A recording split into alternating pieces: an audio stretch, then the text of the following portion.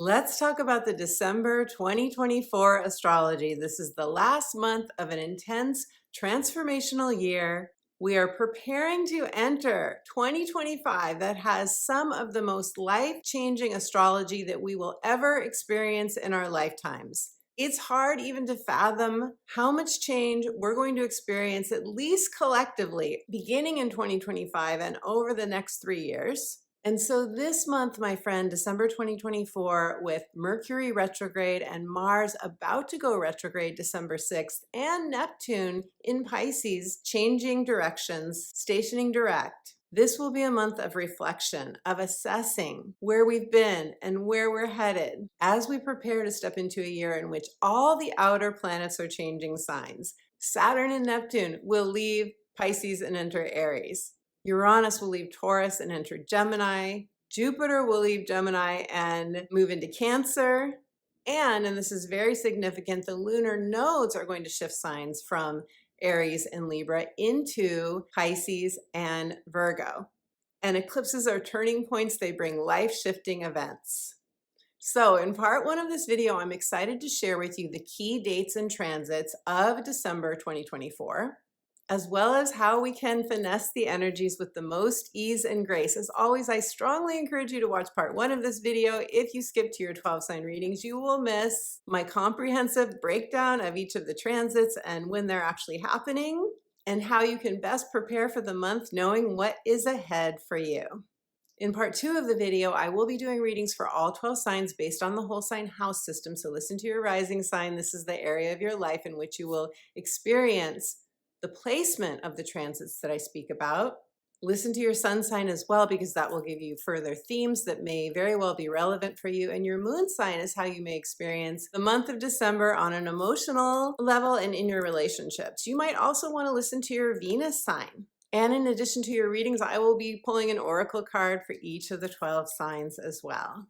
So I'm excited to go into the day-by-day December astrology for you. But before I do, I want to say hello and welcome. If you are brand new to the channel, I'm so glad that you have found us. This is a like-minded community, and it is my joy, my passion, my dedication to empower you through Western tropical astrology. You have found your tribe, so be sure and subscribe so you don't miss a video. Welcome back, my friends. For those of you who've been watching my videos, thank you for subscribing to the channel. Thank you for taking a moment right now to tap that like button, share, and comment. I am incredibly grateful for your support of the channel. I'm Betsy. I am a psychic astrologer as well as an intuitive life coach and the author of the book, The Magic of Saying Yes, Answering Your Heart's True Calling. I do astrology consultations. At the end of this video, I will tell you more about my offerings, including my coaching, and I have a free gift for you. So be sure and stay tuned till the end to find out how to get that. And if you'd like to subscribe to my weekly inspirational updates as I write about the astrology between videos, you can get those free updates as well as my instant download free gift by going to my website, subscribing for free, and you will get that free gift right away. Now, all of the transits that I share with you for this month, you could feel a day or two before the date that they actually happen or a day or two after. So we begin the month of December right out of the gate with a new moon in fiery, bold, spiritual seeking Sagittarius. And this new moon is bringing us the inspiration and the optimism, the readiness and willingness to go do something fun, the festivity of Sag energy. I probably don't need to tell you this is so needed right now. This is the first new moon since Pluto entered Aquarius for good. And this is one of the reasons I said in my Sagittarius new moon video with readings for all 12 signs, which I will link to in the description box below. One of the reasons I say this new moon in Sag is ushering us into a brand new timeline. This is a call to release our past and raise our vibration.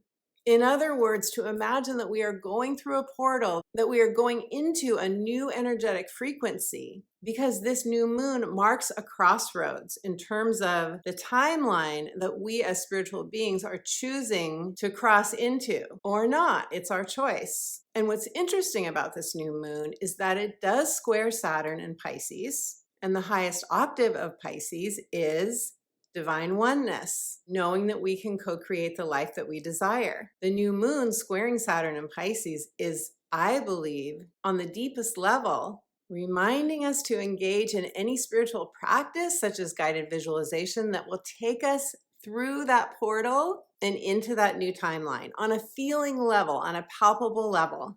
So, my beautiful friend, if you feel during this new moon time, which is exact on December 1st or November 30th if you are in Pacific time. It's basically happening over the weekend that this video is going live, and we will likely feel it December 2nd, maybe even December 3rd. If your energy is feeling drained, if you are feeling like you've sacrificed too much, if you're at a point where you feel like something is not sustainable for you, how you are doing your life is not sustainable for you. If your desire is to serve others, but you feel like you're more in servitude than you are in service, this new moon is wanting us to enter a new paradigm, a new way of seeing and thinking. In other words, rather than making choices, decisions, taking actions out of fear, out of self-doubt, out of feeling not enough, this new moon is inviting us to shift into the vibration of prioritizing our joy rather than waiting until we've gotten all our chores and our work and our duties accomplished and then feeling like I have no energy left to do the things that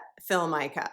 And what I love about this new moon is that Venus in Capricorn is making a trine to Uranus and Taurus. And this is really going to encourage us to get out and do something novel and different, maybe something you haven't done in a while. This is helping us think of other ways that we can do things that will fill our energetic well rather than drain it. Some of you may have already had one of these moments where a new opportunity to do something that lights up your inner child came to you. For me, on Thanksgiving, my daughter started texting about going to see the movie Wicked, and before I knew it, someone had bought tickets and we're all going on Sunday afternoon after this video premieres. And I can't wait. I can't wait. It just fell into place. That's Venus trining Uranus. It just fell into place spontaneously. That's the Sagittarius new moon energy. So if you too, my friend, are ready to be inspired and do something out of the ordinary, listen to your inner Venus and say yes. Say yes to any opportunity that comes along that will light up that little girl or that little boy inside of you. It is time. It is time. On December 3rd to the 7th, Mercury retrograde, and keep in mind that Mercury stationed retrograde in Sagittarius, November 25th. Mercury retrograde in Sag is going to oppose Jupiter and Gemini, and this opposition between Mercury and Jupiter is going to be squared by Saturn in Pisces. We call this a mutable T-square, and I call this T-square something's gotta give. You could feel emotionally like there's too much going on. You could feel overwhelmed. You could feel like you're being pulled in too many directions. Your plate could be too full. You could feel like there isn't one more thing I can take. But if you recall, we had the same T-square in August of 2024. So you might look back to that time and remember what was going on for you. Of course, we had other transits going on at the same time. This transit could bring you to a come to Jesus moment where you have to prioritize. You are looking at what's most important to you. You are having a light bulb moment, maybe a realization about something that isn't sustainable in your life. This is a theme for the rest of December. Again, it's preparing us for 2025. You could think of it as you're getting your inner ducks in a row. You may be setting boundaries, not just with others, but boundaries within yourself as well. Because it's Saturn and Pisces is the last sign of the zodiac, it's about ending a behavior or a pattern or a way of being in which we overgive often. We over-sacrifice our own needs. We don't have balance because we give too much energy to the people, the situations, our jobs, whatever we're committed to. We give too much energy to that and we don't save enough for ourselves. We're learning, big picture, to prioritize our joy. And those can sound like empty words until we actually think about what in my life brings me joy that I haven't been doing, that I haven't been getting enough of. And how can I get serious Saturn and commit Saturn to making my joy just as much of a priority as I make my commitments to others? On December 6th, Mars, the planet of action, our motivation, our drive, our mojo, is going to station retrograde and begin to move backwards. Mars is making its retrograde motion in Leo to start.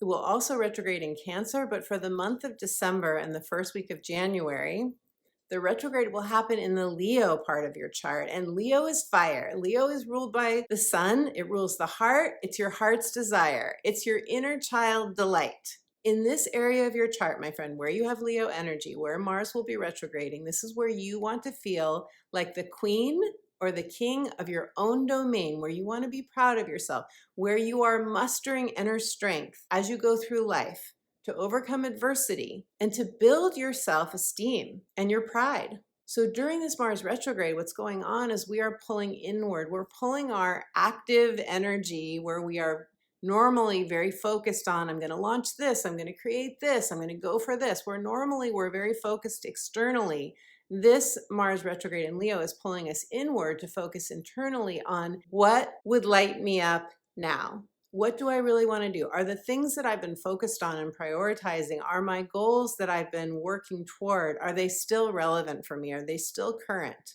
Do I feel like what I've been giving out is being reciprocated? Am I receiving back what I need from others to feel like my energetic output has been worth it? And because Leo is connected to the 5th house and our full unbridled expression, a great question to ask during the first month of this Mars retrograde is, am I letting my inner child be my inspired muse? Am I having enough fun? Do I feel the fire lit in my belly? And if not, this is the time to make a course correction. All in all, this Mars retrograde is going to last for 2.5 months. And on January 6th, Mars will retrograde in Cancer. So I will talk about that in the January astrology video. Now I'm calling December 7th a power day. Why? Because we have 3 different transits happening on the same day. The first is that Venus will leave Capricorn. It will enter the air sign of Aquarius, and it will immediately meet up with Pluto in visionary, future-focused, independent, freedom-loving Aquarius. This is only the second time that a transiting planet has met up with Pluto since it entered Aquarius to stay November 19th, and Venus rules money, beauty, pleasure, comforts, all the delicious things in life. So Venus and Pluto in Aquarius coming together, having a brainstorm. This is definitely about our future vision. With Venus and Pluto, this has to be passionate. You could have a passionate encounter with a person. You could get a divine download. You could have a revolutionary idea come seemingly out of nowhere. You could suddenly feel obsessed about something, and it could seem messy. It could seem complicated. But remember that Pluto is transformational energy, and when it meets up with Venus, it can regenerate our inner Venus. Your inner Venus, your inner divine feminine, is receiving a passionate activation from Pluto. So as long as your eyes are wide open, as long as you don't find yourself walking on the dark side, unless that's what you temporarily want to do, this Venus conjunct Pluto activation could be the shot in the arm that potentially could take you into that new vibrational frequency that I've been talking about. Who will feel this most intensely and personally? Those of you who have planets or points in the very early degrees of the fixed signs, Aquarius, Leo, Scorpio, and Taurus, but I believe we're all going to feel this on a collective level, especially because there are 2 other transits that are going on the same day. Neptune in Pisces, which has been retrograde since July of 2024, is going to station direct on December 7th. The highest octave of Neptune and Pisces is oneness, deep compassion, forgiveness, your connection with your spirit guides, your angels, your sense of all of my needs are met, the universe has my back, your mystical self. So over the past 5 months, while Neptune has been retrograde, you could have been deepening your divine connection. You could have been communing with spirit. You could have been working on your own embodiment of divine energy. Or you could have been focused on a specific vision. Neptune rules creativity. It rules our ability to co-create with spirit, with the universe. It rules our imagination and our heart's desire. And you may have, my friend, while Neptune was retrograde, you could have been feeling that a dream or something you've been trying to co-create, something you've been working on, visualizing, and so on. You could have felt like it has been eluding you in some way. Like, where's my manifestation? Why isn't anything happening? Why isn't it coming to fruition? And that's partly because during a Neptune retrograde, a lot of the work is internal. Neptune direct is a check-in point. You could receive clarity. You may get a sense of, is what I truly want, what I've been trying to manifest, am I getting closer? Is it something I can truly create, or is it more of a fantasy? Is this what I really want? It's that kind of check-in point moment. You may decide that you need to course correct what you've been wanting to accomplish, or you may decide that there's one or more steps that you want to take to continue on this path of manifesting your heart's desire. Now, the lower expression of Neptune and Pisces is deception, where we've had rose-colored glasses on, where we had someone on a pedestal, the glasses come off, the person comes off the pedestal, and we can feel reality like a thud. So yes, Neptune shifting direct can feel like some sort of disappointment, like we feel disillusioned, or something is just not what we thought it was. Something is revealed. We come out of fantasy, we see the true reality as it actually is. And that admittedly can be hard for our human selves. But remember, my friend, we are leaving the age of Pisces. We have just entered the age of Aquarius, with Pluto now in Aquarius to stay for the next 20 years.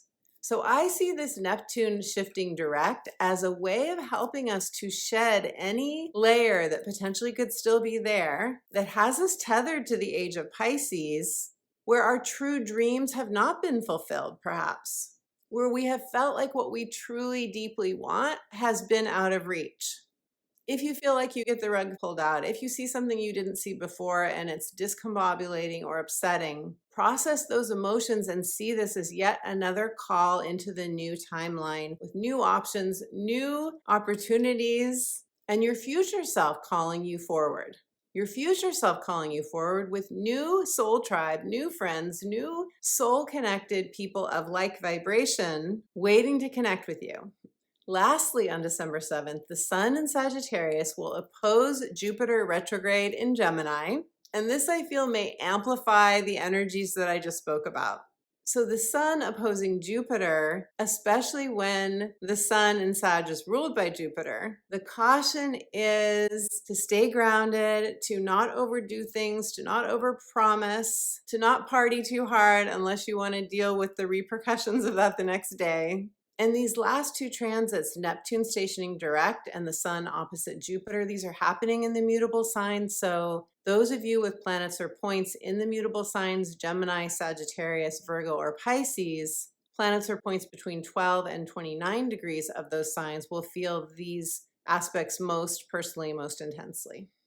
On December 15th, we have a full moon in the air sign of Gemini at 23 degrees. Those of you with planets or points between 19 and 27 degrees of Gemini will feel this full moon most intensely, most personally. I will do a separate video for you with a deeper dive and readings for all 12 signs, of course.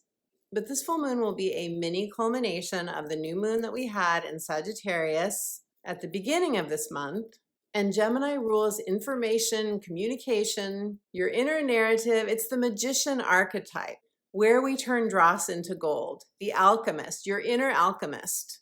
And we may need our spiritual transformational tools. Why? Because this full moon is going to make a square to Neptune. And how interesting is it that Neptune will station direct just a week before this full moon, and then this full moon makes a square to Neptune. And just like I spoke about in my description of Neptune direct, this full moon is going to show us anything that we haven't seen, where we've been too much in a fantasy, where we've been not seeing the reality of something, a situation, a job, a career, a hope, wish, or dream, possibly. If we need a wake-up call, Neptune will give us that wake-up call sometime between its direct motion on the 7th of the month and the 15th, or a few days on either side of the full moon. My friend, all of these transits have a similar message for us, that nothing is more important than your well-being. I learned this years ago when I heard the late Wayne Dyer say, nothing is more important than feeling good. It sounds so basic, but this is not the way that most of us were conditioned. Most of us were conditioned to work hard, strive, go after your goals, take care of everyone else before you take care of yourself. For some people, work like crazy in a job that you don't like so that eventually someday you can retire and be happy. This is the mentality in which a lot of us were conditioned or raised. And all of these transits of this month, and really this has been going on for months now, if not this whole year, they are attempting to wake us up and shift us into a new higher vibration, a new paradigm in which we prioritize our well-being first. Knowing that this is the only way we can actually live an energetically sustainable life. And I don't think that this new era that we're in of Pluto and Aquarius is going to allow anything else. I think that if we continue to strive and push ourselves and try and power through and ignore our physical bodies, ignore our limitations, ignore our exhaustion, ignore our burnout, that at some point is just going to become impossible. It just isn't sustainable in the new era of Pluto and Aquarius. Remember, Aquarius is the wavy lines of vibration. It's electrical. And if we're not in sync with those wavy lines, with the new electricity, so to speak, we won't have the physical energy to sustain the activities, the work, the things that are important to us. Another interesting thing is that also on December 15th, when we have the full moon in Gemini, Mercury is stationing direct. Keep in mind that when a planet stations, changes directions, so to speak, it is often the most intense time of the retrograde. So I think that the full moon together with Mercury stationing direct is going to bring us revelations, clarity. It's going to give us answers that we've been wanting. And shortly after this, we receive a lovely gift. We receive a lovely gift. On December 19th, Venus in Aquarius is going to make a trine to Jupiter retrograde in Gemini. Since Jupiter is retrograde, this could be something that is coming back around, maybe something that you felt like you missed out on, something that you felt wasn't going to happen for you. This could be a communication from someone, a new vision that is very inspiring to you, or just a sense of exhale. Since both are in air signs, you just may feel like a fresh breeze flowing in. On December 21st, we enter Capricorn season. Happy birthday to our beautiful Capricorn friends. With the sun entering Capricorn on the 21st, which happens on the same day as the solstice in the northern hemisphere, will be the shortest day of the year. In the southern hemisphere, it will be the longest day of the year. Either way, it's a beautiful time to do some sort of ritual. Since it's Capricorn season, and we did have Pluto in Capricorn for 15 years, and it's very recent that Pluto left this sign, you may want to do a letting go ceremony where you are releasing your past, where you are releasing anything that happened during that Pluto transit that was difficult for you, and include in your ritual what you are calling in, what you are embracing, what you want to co-create with the universe in 2025 going forward. Capricorn energy is ambitious. It's about goal setting, choosing a new project, choosing a new trajectory, planning something that will be long-term, sustainable, it will be grounding, it will be foundational for your life in a very earthly, tangible way. Now, on December 24th, and this is Christmas Eve for those of you who celebrate Christmas, we're going to have Jupiter in Gemini, Jupiter retrograde in Gemini, making a second exact square to Saturn in Pisces. This is the second square of 2024. The last time was August 19th. And this square, once again, one more time, brings you back to the reality of being here in a physical body. What do you love? What do you want to expand? What's important to you? And what will actually work as a human? Yes, you're a spiritual being, Jupiter energy. Yes, you are a magician, Gemini energy. And what I want to say to you, my friend, is you are enough. What you bring to the table is enough. The part of you that doubts yourself, the part of you that may fear rejection, the part of you that feels like you always have to do more, you always have to give your all. Jupiter squaring Saturn is saying, we got to leave that behind. That's old thinking. We got to leave that behind. It's time to love who we are, flaws and all, just as we are, Do the best you can with what you have to give in the moment and let that be enough.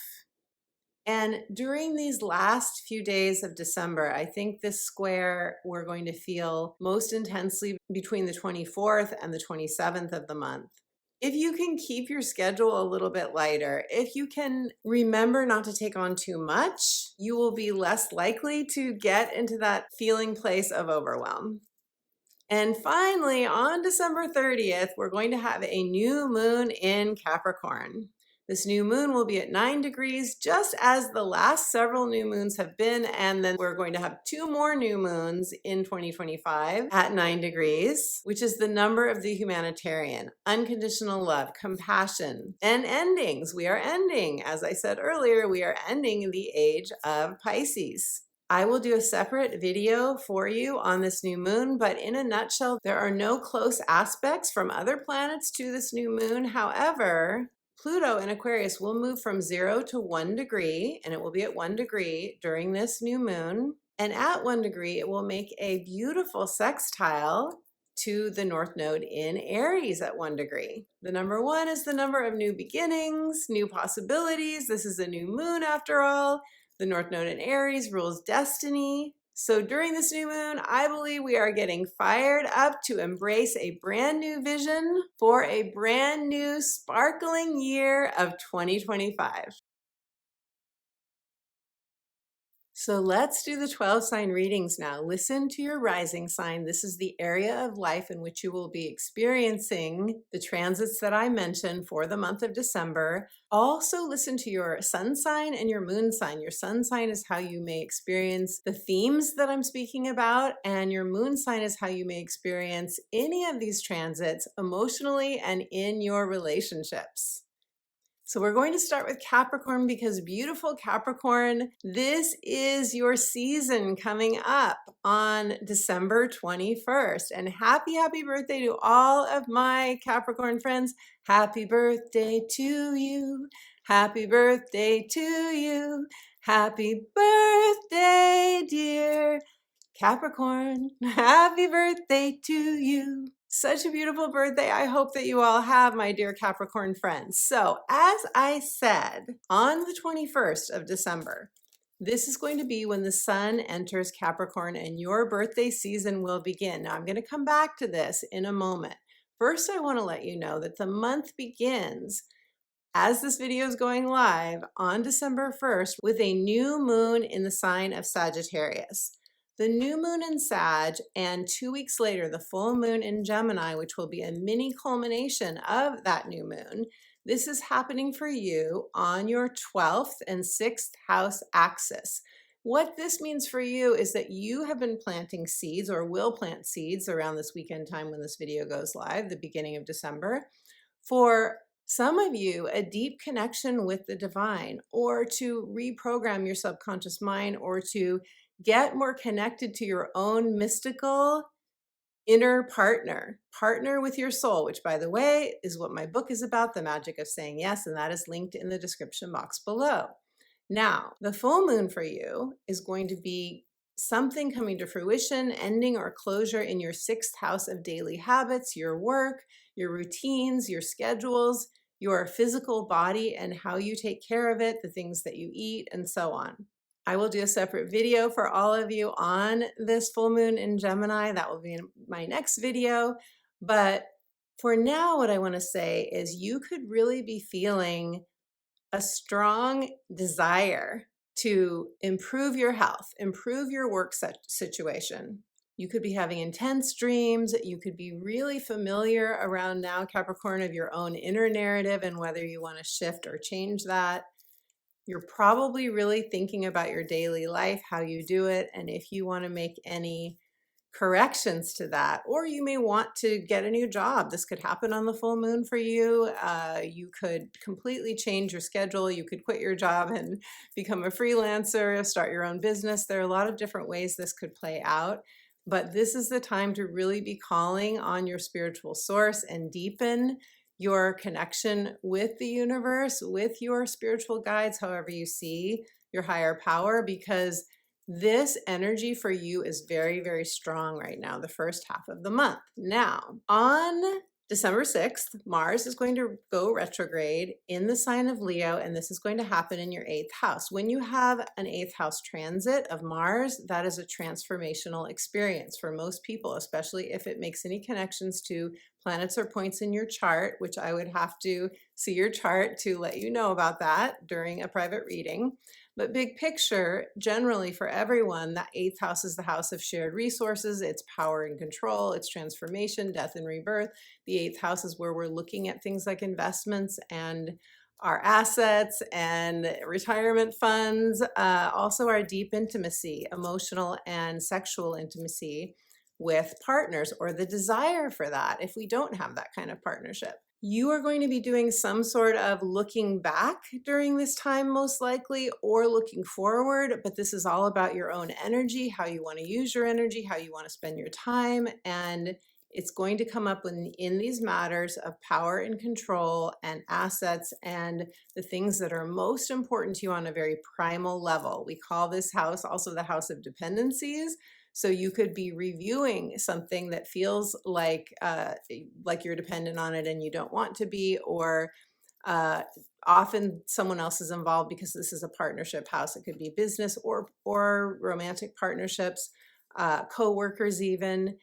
This is a time of reassessment of your energy and all of these areas that I just mentioned, beautiful Capricorn. Now, Neptune this month is going to go direct. It's going to station direct in Pisces, and this is going to happen in your 3rd house. And Neptune direct, as I speak about at length in the first part of this video, this is a check-in point on a dream of ours, a goal, something that we want deeply to have fulfillment on. With Neptune energy, it's Pisces, it's deep water. It's a heart's desire, it's a passion. And for you, this has been in your 3rd house. So the question is, what have you been passionate about in 3rd house matters? And 3rd house matters include things like freelance work, websites, learning and teaching, our local network where we have coffee dates and hang out with people. It's also neighbors, siblings, aunts, uncles, and cousins. So you could have some sort of, wanting to heal a relationship with those people, or needing to take space, or needing to set boundaries. Now that Neptune is going direct, this is when you're really, again, it's more deliberation. This is a month of deliberation as we prepare for 2025. You could be really reflecting on a dream, on a trajectory, something that you desire, and any of the areas that I just mentioned. And I think for a lot of you, since this is the house of communication, it's the house of your own story and narrative, a lot of you may be asking yourself, what do you want your sort of daily errands and location and those kinds of things to look at? Either that, or you are self-employed or wanting to be self-employed or wanting to start a side gig or something where you will be, creating transactions with other people because it's a mercurial house, and Mercury rules our transactions. And by the way, big picture, Mercury is retrograde for the first half of this month. So that's playing into all of this too. I speak at length about that immutable T-square that's going on this month in the first part of this video, so I'm not going to go into it here.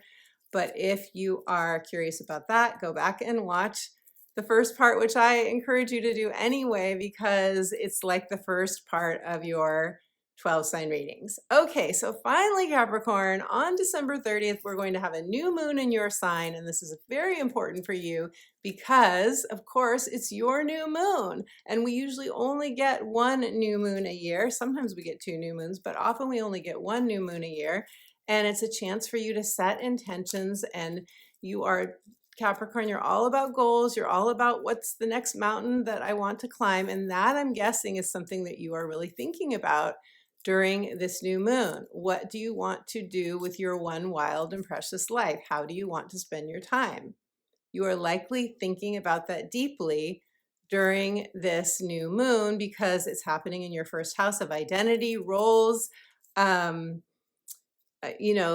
whether it's a professional role, whether it's a job title or a role in a family, whether you want to become a parent or a grandparent, or you want to join a board, you want to take a leadership role on, quit your job, become retired. It's about our status too.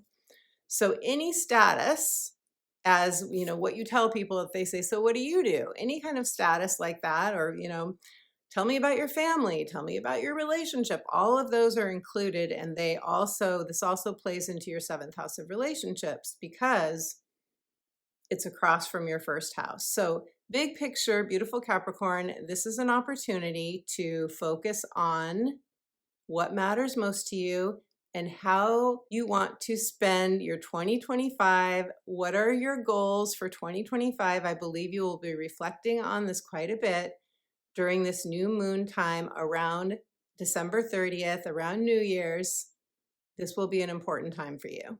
So Capricorn, let me shuffle for you now and pull a card, and let's see what the cards have to say for you. Capricorn. Your card is achievement, Capricorn. That's one of your words. That's one of your words, achievement. It says, chase your dreams. Oh my gosh, how perfect is this? You may be surprised by where they lead you. How beautiful is this? There's a little girl here. There is a butterfly. This card is also showing images of transformation. Some of you may feel like you're going through a transformation. In addition to chasing your dreams, this card is saying, look back. If you don't know what you want, look back to a time when you were a child, when you had a passion. If you're not feeling passionate now, what were you passionate about then? That may be a clue for you. And also put your arms around that beautiful inner child of yours, Capricorn, and let him or her know that you are willing to open up to them as your muse. As you go into 2025, the world is your oyster, beautiful Capricorn. If this resonates for you, leave me a message, a comment in the comments below. I would love to hear. Sagittarius, Sagittarius, beautiful Sagittarius, beautiful Sag.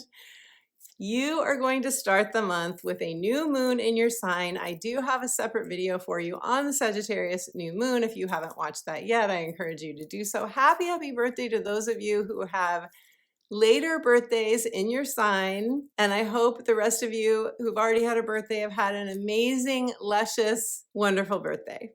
So beautiful Sag, the new moon is all about your aspirations. It's happening in your first house. This is your identity. It's a role. It's a status. It's your vitality. You could feel this as this video is going live. The new moon is actually happening. We're in the energy now, and you could feel this in terms of how your body feels right now, what your energy levels are like. Don't be surprised if your energy levels are not as high as they usually are. And I say that they could be. You could be so fired up. I mean, I am feeling this new moon. I'm feeling its fire really strongly, the optimism, the hope. I've definitely been feeling that. But because the new moon is squaring Saturn, that definitely in Saturn and Pisces energy in particular can lower our energy levels. It can make us more tired. So don't be surprised if you've been feeling that way as well. And for you, that square could be about making an adjustment having to do with home and family. You could feel some sort of pressure. You could have some responsibility with home and family, and something has to give. This mutable T-square that is going to go on all month that I speak about at length in the first part one of this video is affecting all the mutable signs, and something has to give with this mutable T-square because you could feel like your plate is really full this month. You could feel like it's just that your energy is being pulled in a lot of directions, and it's a really important time for us to be really mindful of our schedules and take the breaks that we need and attend to our bodies and breathe and do all the things that will allow us to stay embodied, stay connected to our intentions, and not get too frazzled or too drained in our energy. Now, mid-month, we're going to have a full moon in Gemini, and that's going to happen in your seventh house of partnerships. So something will be coming to fruition, closure, or ending for you around partnerships at the mid-month. Mercury has been retrograde in your sign since November 25th. Mercury will go direct on the 15th. And you could be feeling this, especially because it's in your sign. And leave me a comment, Sag. Let me know if you've been feeling it. Of course, it will depend on whether it's making connections to your planets and points. But this is where you really want, again, to be focused on your balance and prioritizing your own needs. We need joy breaks, Sag. We definitely need to schedule in joy breaks. You're spontaneous, you're good at that, so no doubt you are doing that. Jupiter in Gemini is opposing your energy right now, and then we've got Saturn squaring Jupiter and Mercury retrograde, all of it going on. So be easy on yourself, Sag. Be easy on yourself, especially if you feel like there are moments when you're like, no, no, no, it's all too much. It's all too much. I'm not saying the whole month will be like that at all. It's just going to be moments of the month. Neptune is turning direct for you in your 4th house of home and family, same place where Saturn is, the same house. And so I think that some of you are definitely having a check-in moment about home and family. Neptune in your 4th house is retrograde for the past 5 months, has taken you inward most likely. A lot of you have probably looked at your own childhood conditioning, looked at your own need for security. Maybe you've done some shadow work. Now that Neptune is going direct, what it's going to do is show us whether that ideal vision, whatever your ideal vision is for your home and family, your sanctuary, whether it or your family, how it feels to live in your home with the people that you live in, if you live with others or on your own or with pets and so on. It's going to be a moment to be asking yourself how you feel. I talk all about the positives and negatives that could happen during this transit in part 1 of this video, so I'm not going to go through that again, but I will say that any dream that you've had, you're going to find out during this transit if it feels like it was more of a fantasy or if it feels like, yes, this is something that is very real and I can absolutely fulfill this dream. Now, Mars is going to go retrograde in Leo in your 9th house. This will be on December 6th. Mars will retrograde in Leo in your 9th house of expansion, long distance travel, higher learning, beautiful place for, spiritual awakening sometimes, definitely philosophies. This is where we want a new horizon, a new scenery. Where we are really connecting to the divine a lot of times. Now, for you, Sag, having Mars here in the 9th house, I'm guessing because Mars is the planet of get up and go, I'm guessing that a lot of you have been thinking about either moving someplace else that would be far away for you or really wanting to do some sort of travel, maybe travel abroad. You are getting a trine from this Mars in Leo. So, what a retrograde does is it has us assess and review and rethink like any retrograde. How do we want to use our time? How do you want to spend your 2025? This Mars retrograde is preparing us for 2025. It's leading us into what goals do we want to set, especially when we get into Aries season and it's springtime and springtime in the northern hemisphere, but Aries season for everyone, regardless of where you live, is a time where we really are beginning to, spring is springing, inside all of us. So we're looking at new possibilities during that time of year, and same with New Year's. Really, New Year's we're also planting seeds.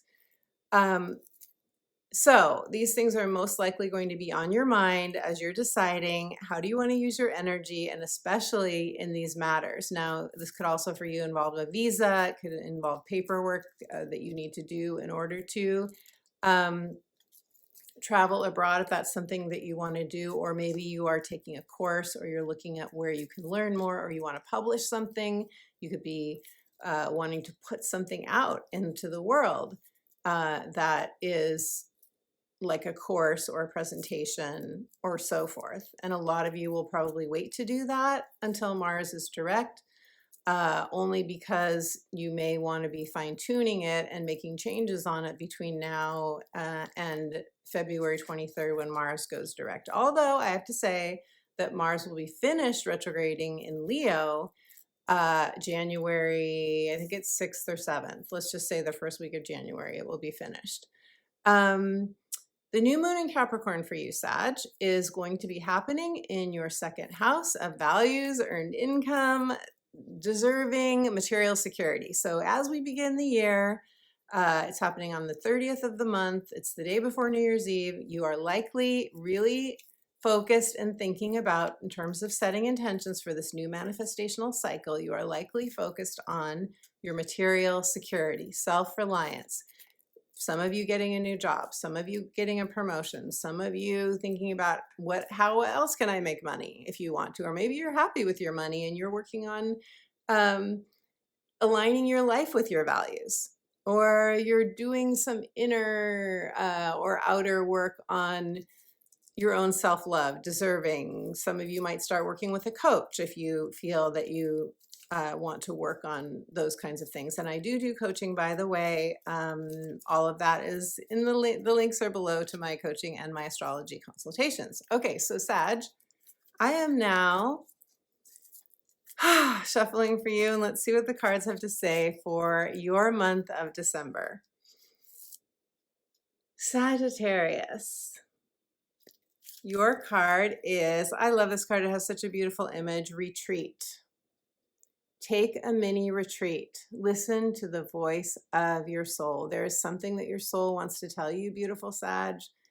You might want to go someplace near water. You may want to take a vacation. I mean, after all, Mars is retrograding in your 9th house, and that is the house of long distance travel.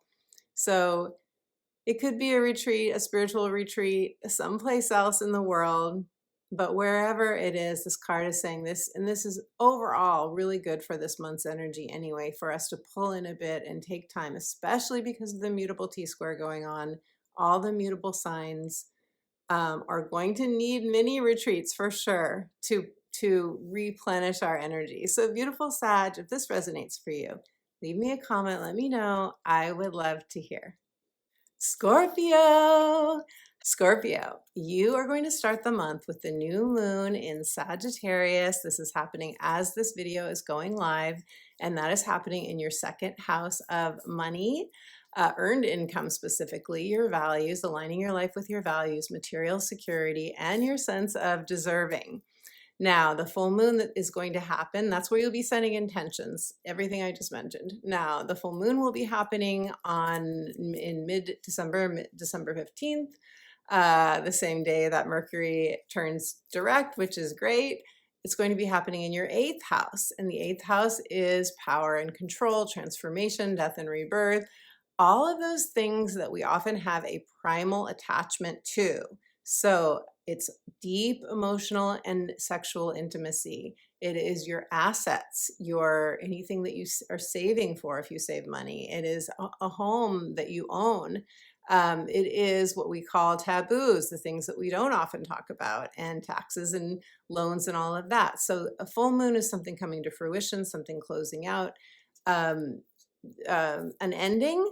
So that could happen in any of the areas that I just mentioned as well.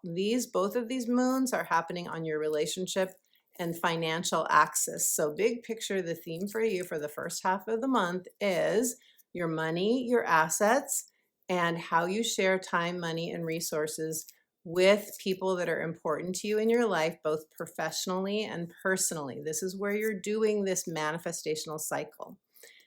Now, Mars is going to retrograde in Leo in your 10th house of career, legacy, retirement, how you want to spend your precious time. What this means is that Mars in retrograde is having you go back sort of to the drawing board a bit, or at least assessing, at least reviewing, at least reflecting on, again, your use of time in these areas of, how you spend most of your time. Because even if you're retired, it's like, how do you spend your days if you're retired?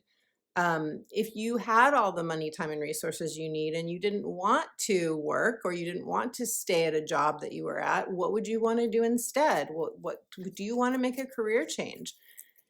That's what Mars retrograde has us do. It has us look back on the past and often decide if we need to make some sort of a change. So I wouldn't be surprised if a lot of Scorpios are really thinking about what they want in career, or what they want in retirement, or with their legacy, or life purpose expressed. That is also the 10th house. It's how you express your life purpose.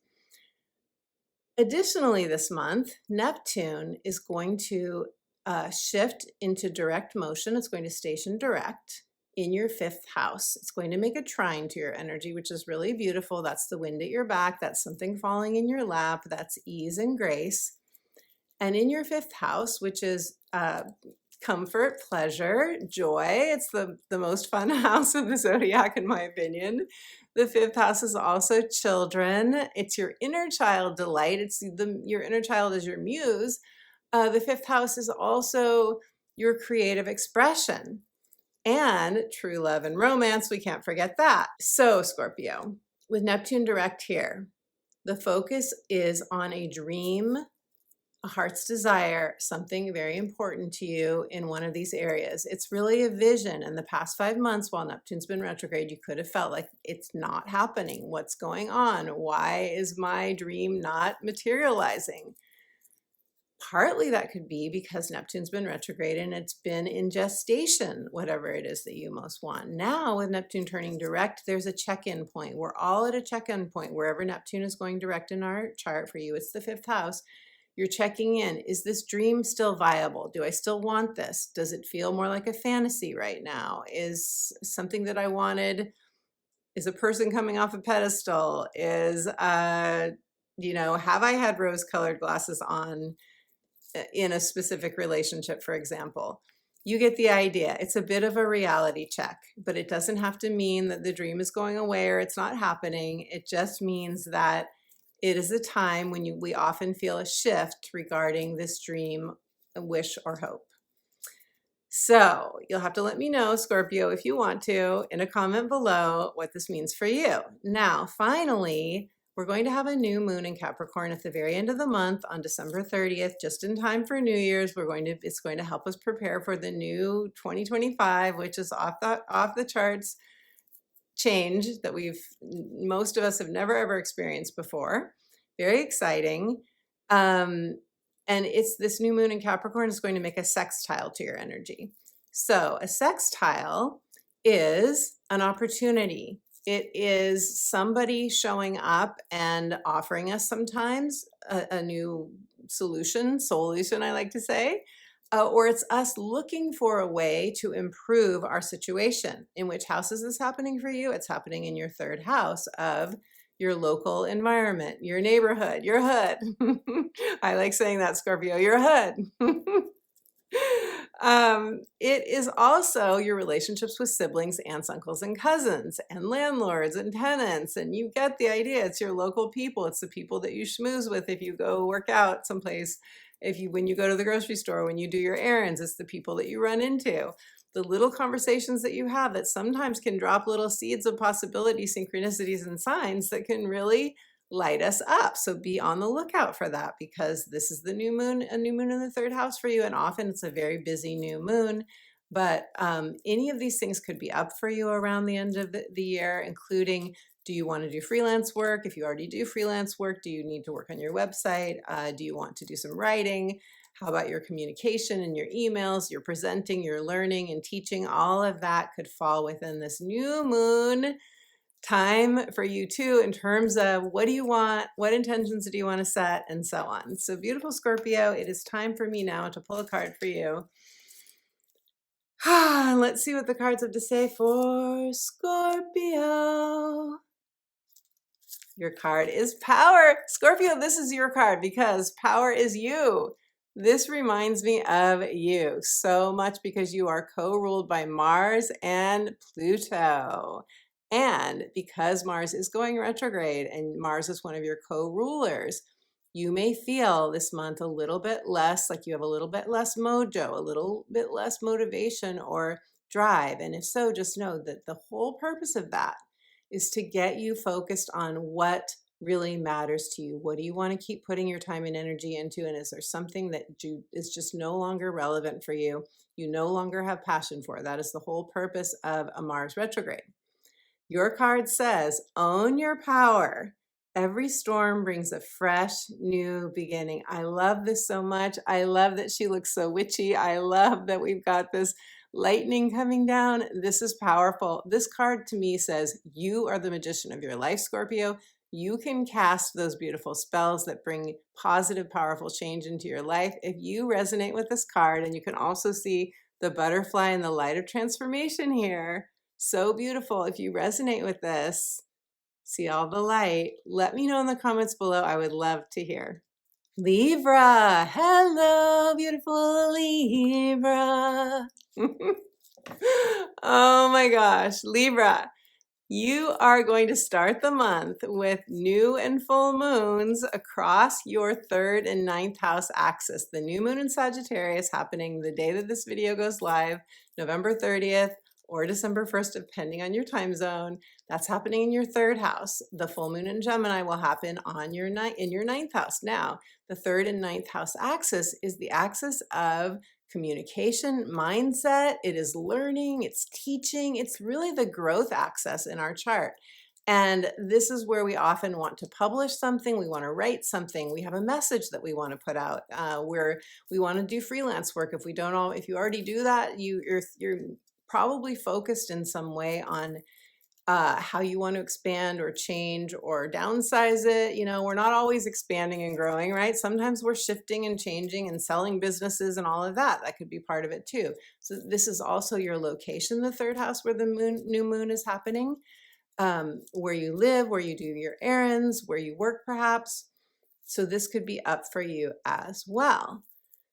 The 9th house where the full moon is, and full moons bring manifestation, closure, or endings. The 9th house for you, this full moon mid-month, could bring an opportunity to travel, distance, long distance abroad. It could be an opportunity for you to publish something, or something maybe you are perhaps publishing. Maybe you are bringing something into fruition. You could be graduating from a program. This is also the house of higher learning. Or you could be having a significant spiritual revelation as well. You could be leaving behind a way of thinking. You could be leaving behind a religion that doesn't vibe with you anymore, or you could be walking away from a spiritual guru if you learned something about that institution, person, group, whatever. You get the idea. This house, the 9th house, also has to do with spiritual learning and growth and expansion. So that's the first half of your month, beautiful Libra. Also, during this month, Venus in Aquarius is going to make a conjunction to Pluto. I speak about this at much more length in part 1 of this video. Go back and watch that if you haven't already. It makes a beautiful trine to your energy. It happens in your 5th house, the 5th house of love and romance, true love, also children, and your creative expression, freeing yourself to express as you would like to. So what I see for you, beautiful Libra, with Venus conjuncting Pluto in your 5th house is you might have a passionate romance. You could meet somebody that you weren't expecting to meet. You could get very excited about a creative project that could be quite passionate for you. Or you could get pregnant if you want to get pregnant. So if you don't, you know the drill. Just be mindful of that. Neptune is going to station direct Libra in your 6th house of your daily health, your daily habits, your health, your routines, your daily work. With Neptune direct here, Neptune is all about our vision or a fantasy or what we've been working on to co-create. So when Neptune shifts direct, we often have a realization. We often understand, like, is this just a fantasy of what I've been wanting, or is this real? Can I make this happen? Often there is some forward positive momentum with a dream or a goal. If there isn't, it doesn't mean that it's not something that we can still create. But it could be a moment of checking in and maybe course correcting, maybe refining what you want, coming up with a new step or steps that you want to take, and so on. And that, again, it has to do with your health, your wellness, and your daily habits and work. Libra, the new moon in Capricorn happening on December 30th. That is going to bring you extra motivation to do something having to do with your home and your family. It makes a square to your energy, so you could feel conflicted about moving, for example, or whatever you're deciding. Maybe it has to do with a family member. Maybe it has to do with your physical home. Maybe it has to do with doing some shadow work or some inner child healing work. Any of those could be true for you. You may be really doing, new moons or dark moons, they're times to reflect anyway, but you could feel like you really have to make some sort of decision having to do with your home, your family, moving for some of you, or for some of you, it could be taking space from a family member, separating from a family member, inviting somebody into your home as a roommate, any of these things, but there's movement here for you in terms of home and family, or it could extend over to your 10th house of career because they are on the same axis, the 10th and 4th house. Whatever it is, it's going to be preparing you for success in 2025. Let's pull a card for you now and see what the cards have to say. Libra. Libra, your card is rest. This is in so many ways a month that we need to get rest. It really is. And that can be so challenging when if we celebrate the holidays, December can be a really busy month. But because we have this mutable T-square that I spoke about in the first part of this video, and I'm not going to go into it at length, but here, because I already did, but what I will say is that it could have you feel like you're pulled in a lot of directions, like you have a lot of things to do, especially if you have planets or points in the mutable signs. And the prescription for that is resting and relaxing, which is what this card says. It says, release guilt and make your needs a top priority. So beautiful, Libra. If this resonates for you, let me know in the comments below. I would love to hear. We are preparing for 2025. This is the time to take extra precious care of ourselves, knowing that we are in a month of transition. And the time that we put in now to our self-care is really going to pay beautiful dividends in 2025. Virgo, hello, beautiful Virgo. Beautiful Virgo. We are starting off the month, December 1st, with a brand new moon in the sign of Sagittarius, and this is happening in your 4th house of home and family. Because Saturn is squaring this new moon, you may have something come up around this new moon time, a day or two before. This could extend into the week after the new moon, which is happening on Sunday, the day that this video goes live. You could find that there is some action you have to take around your physical home and or your family. Why do I say this? Because this new moon is squaring your energy, and this could be something for you that's been building for a while, and now it's time to make some sort of course correction. Or maybe you're just really busy moving, or maybe you are really excited to bring a roommate into your house. It doesn't have to be something negative. It doesn't have to be something that has brought in a lot of angst or tension, but for some of you, you are making a change. Maybe you're talking to a partner or a family member about borrowing money to buy a new home, or maybe you are talking, negotiating with somebody about changes that need to happen in your home, and that's bringing about a bit of tension. Whatever it is, it's that tension that brings motivation to take action, and that's a good thing. Now, the full moon in Gemini is going to be December 15th, and it's happening in your 10th house of career, so you are looking for some sort of closure or a manifestation, something coming to fruition in your 10th house of career. And the full moon in Gemini is going to square Neptune direct. I'm going to do a separate video for everybody on it, but the square of Neptune direct, this often means that we get some sort of realization that is like a reality check. When I talk about Neptune direct with you, which I will in a moment, that may fill in the blank for you on what that could be about. But the new moon is happening in your 10th house, and Neptune's in your 7th house of partnerships.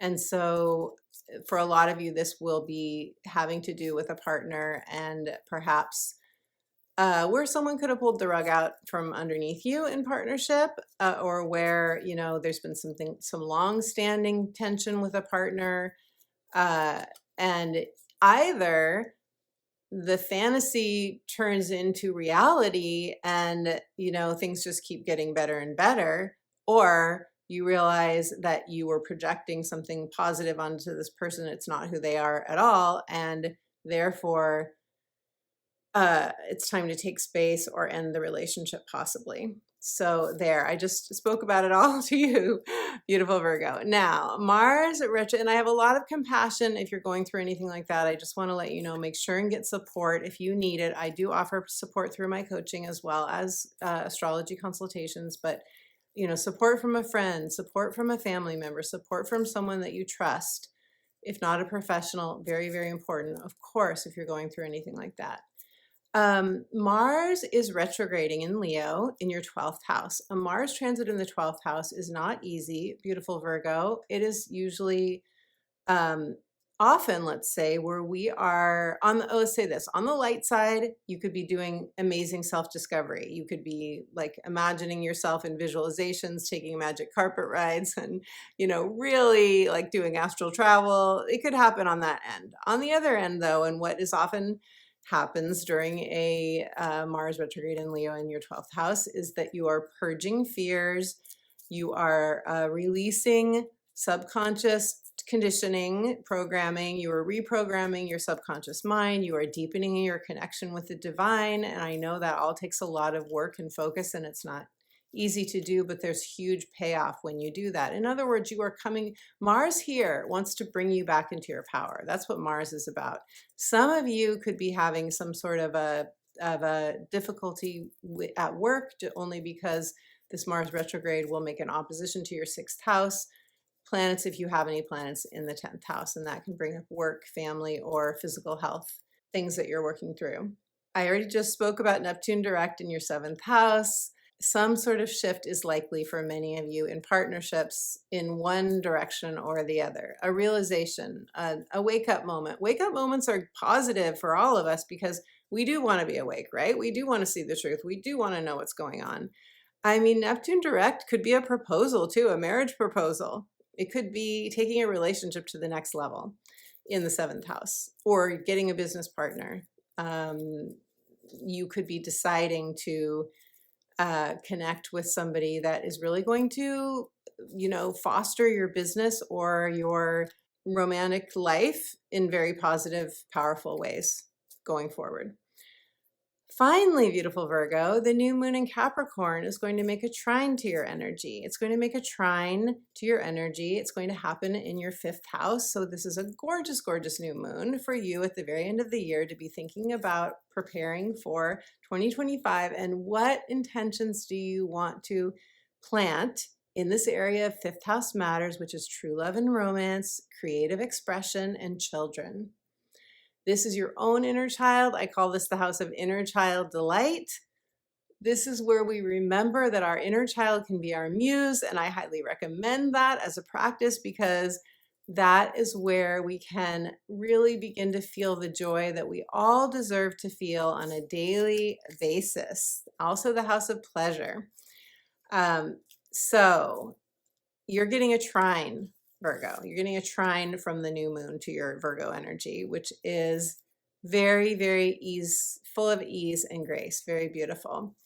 Overall, with the mutable T-square, which I talk about in the first part of this video, going on off and on this month, you may feel tested in relationships. You could feel tested in career, home, or family. Hang in there. If you are tested, it's helping you to shed an old skin. It's helping you to shed a part of you that you no longer need. And it is going to move you into your power that much more so that you can have an even more beautiful experience of life. So now let's pull a card for you, Virgo, and see what the cards have to say. Virgo. Your card is relaxation. Allow yourself to be lazy. It is okay to do nothing. How many of us give ourselves permission to do nothing? Even if, I know this is going to be challenging for most Virgos because it is a mutable T-square happening on and off this month, and that tends to make us feel like there's just so much going on. We're spread thin. We've got a lot on our list, but even if you give yourself a few moments each day to do nothing, to sit in meditation, to breathe, to reconnect with the earth, to walk on the earth, this can go a long way, beautiful Virgo. If this resonates for you, this reading, let me know in the comments below. I would love to hear. Leo, hello, beautiful Leo. Leo, you are going to experience the new and full moons in Sagittarius and Gemini across your 5th and 11th house axis. I absolutely love new and full moons on this axis because the 5th house, where the new moon is happening for you at the beginning of this month, the day that this video goes live, that's setting intentions and deciding the trajectory of a heart's desire, having to do with true love and romance, having to do with your unbridled creative expression, or having to do with children. This is also for your own inner child delight. It's also the house of pleasure, comfort, fun, joy. And I say joy a lot in the first part of this video. So go back and watch that if you haven't already. If you want to do a deeper dive into these transits, that's what I do in that first part of the video. It's like the part 1 of your 12 sign readings. The full moon in Gemini is going to be happening in your 11th house, which is friends, tribe, communities. It is humanitarian causes, it's social activism, it's online dating. It's often where we're putting our message out into the world in some way. We have social media platforms, we're sharing with other people, we have some sort of audience or following. It's also the house of long-term gains, hopes, wishes, and dreams. So what a beautiful place for a full moon. And that's the day, on the day of the full moon, that Mercury shifts into direct motion, stations direct at the same time. So that's really cool. Both of these moons harmonize with your energy. That's great news for you, Leo. Now, Mars is going to retrograde in your sign, in your 1st house, which means this is a month to really be focused. And this would happen naturally. I don't think you need to spend a lot of time in your head about this. It's more a time for you that you are going to be assessing a role, your identity, your status. You're going to be thinking about, or rethinking, reviewing how you spend your time and energy in terms of your responsibilities, your commitments, especially to other people, because the 7th house is across from this 1st house where Mars is retrograding. You really are going to be thinking about, most likely, what you want for your 2025, what you want that to look like. And some of you could be reflecting on a job, you could be reflecting on a project, do you want to put it out? You could be reflecting on a relationship, do you want to propose? Is the relationship over? All of those kinds of things. Neptune is going to shift into direct motion in your 8th house. And this is the house of transformation, power, and control. This is where you have been seeding a vision or a dream. And so for a lot of people, when you've got Neptune transiting your 8th house, which is relationships where we share time, money, and resources, but the 8th house is also emotional and sexual intimacy. It's also the house of assets, loans, and taxes, and retirement funds, and home ownership, all of those things. You could be thinking, have been sort of formulating a vision for any of these things. This is a long-term house, because it's where we're thinking about, do I want to spend my life with this person? Do I want to buy a house with this person? Do I want to buy my own house? Do I want to build my own retirement fund? Do I want to invest in this stock or in this, fund or whatever? You get the idea. With Neptune shifting direct, we often see some sort of manifestation from what we've been wanting, and that manifestation could look like something actually happening, something actually showing signs that it's going to come to fruition, if not actually coming to fruition. Or we go, okay, this was just a fantasy because the person that I thought I was going to do this with, or that I was depending on, is actually not the right person. As I speak about in part 1 of this video, the rose-colored glasses can come off. Someone can come off a pedestal, or you can realize, yes, I really have there's reality underneath this dream or this vision, and I really can make this happen, and maybe I want to take this step or that step. That could come to you as well around this time when Neptune shifts into direct motion. I share all the dates with you in the first part of this video. Now, finally, the Capricorn new moon, beautiful Leo, is happening in your 6th house. This is a new moon. It's at the very last of the very end of the month on December 30th, right before New Year's. you are going to be thinking about your daily habits, your work life, your work life balance, perhaps the environment in which you work, the coworkers that you work with. Just this is the house of our day in and day out, our flex schedules. Are we flexible? Do we have control? Are we able to call the shots? These are things that we often are thinking about when we have a new moon in the 6th house, or you're thinking about your physical body, your health routines. You may have, checkups that you need to do that you're doing around this new moon time. Any of those kinds of things, because it's the house of habits and wellness as well. You could also be thinking about a spiritual practice. And do you want to start a new spiritual practice? Are you happy with how you're connecting with the divine? That could be in the mix as well. All of this is going to help prepare you for the beginning of 2025. So, Leo, with that breath, I am now going to pull a card for you, and we are going to see what the cards have to say for beautiful Leo. And your card is awareness. It says, practice present moment awareness. The meaning that you yearn for lives in the ever-present now. Leo, can you relate to searching for meaning? I mean, this doesn't surprise me, that message, given that Mars is retrograding in your sign. And often when we have a Mars retrograde, we really are searching or seeking for something that is inspiring to us. We're often wanting new inspiration during a Mars retrograde in our own sign. So I'm not surprised that this card is coming up. And of course, the message is it's all happening in the now. There is nothing else but this present moment. Hard for our mental selves sometimes to wrap our minds around. But the truth is that if you pause and take a breath with me now, you tune into your heart, you listen to what your heart has to tell you. All of your joy lives here, beautiful Leo. If this card resonates, leave me a comment. Let me know. I would love to hear. Cancer. Hello, beautiful Cancer. Cancer, I have my moon and my rising in Cancer. And we Cancer risings are going to have the new and full moons in Sagittarius and Gemini happen across our 6th and 12th house axis. So the new moon in Sagittarius, which is happening the day this video is going live on December 1st or November 30th if you're in the Pacific time zone, that is happening in your 6th house of wellness, daily habits, the food that you eat.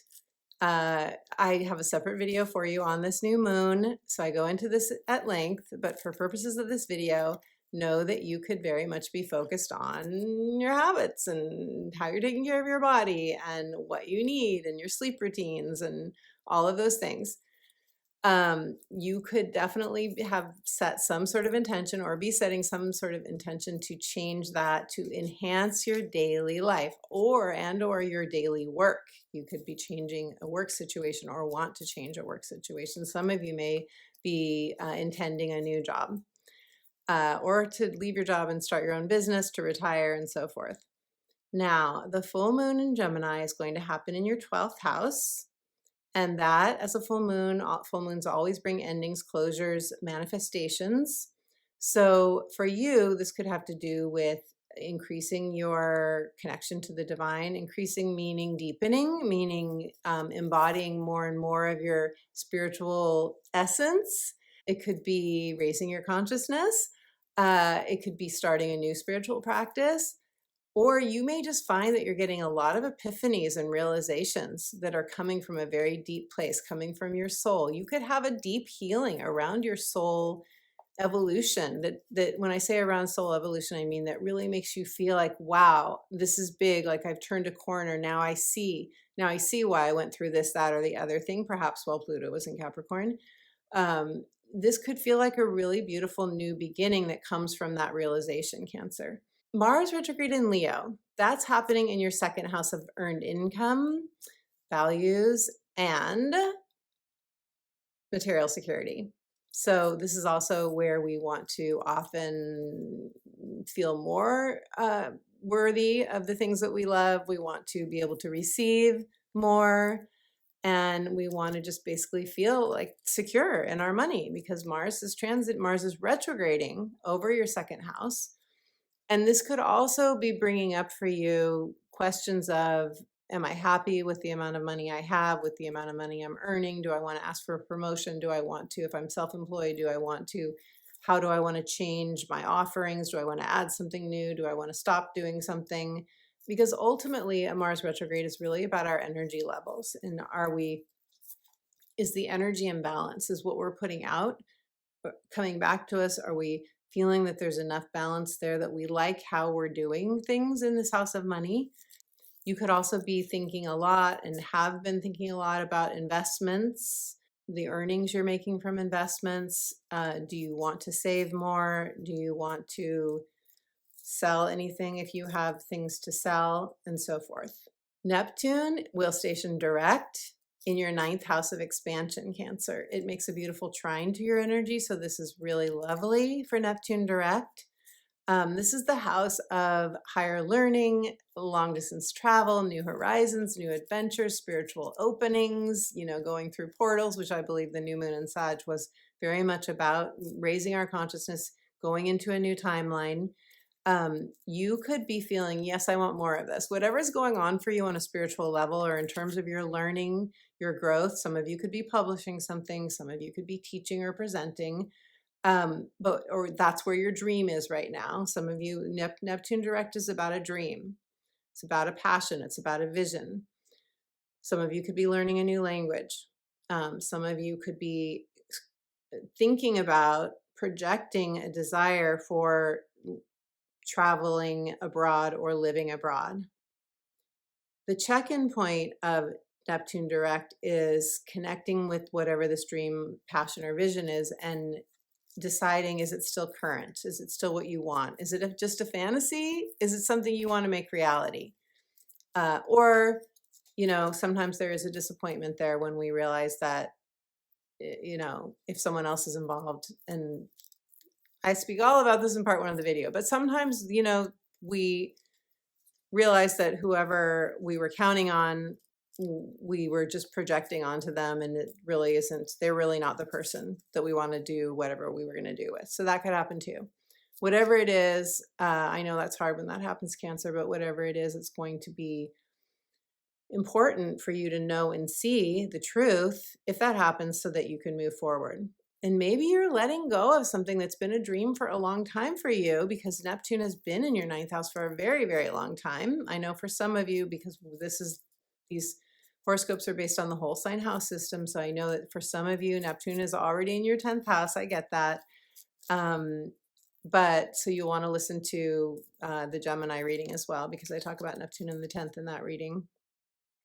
But what I find is that even if, for example, in the Placidus house system, which I use with private clients, where my Neptune, as a Cancer rising, my Neptune is now in the 10th house, even then, I still have the themes of the 9th house are still coming up, because if you have Pisces energy in your 9th and 10th house, then the themes are relevant for both houses. So keep that in mind as well. Finally, beautiful Cancer, the new moon in Capricorn is going to be the very last lunation of 2024. It is helping prepare us for 2025. It's in the sign of Capricorn, which is all about what are our goals, what do we want to plan. So it's so perfect. And for you, it's in your 7th house of partnerships. So you could really be thinking at the end of this year about a partnership, whether an existing one that you want to deepen or shift or upgrade in some way, or whether you want to, if you don't have a partner, you could be thinking about, how can I begin to create a vision, or what can I do to bring that partnership into my reality?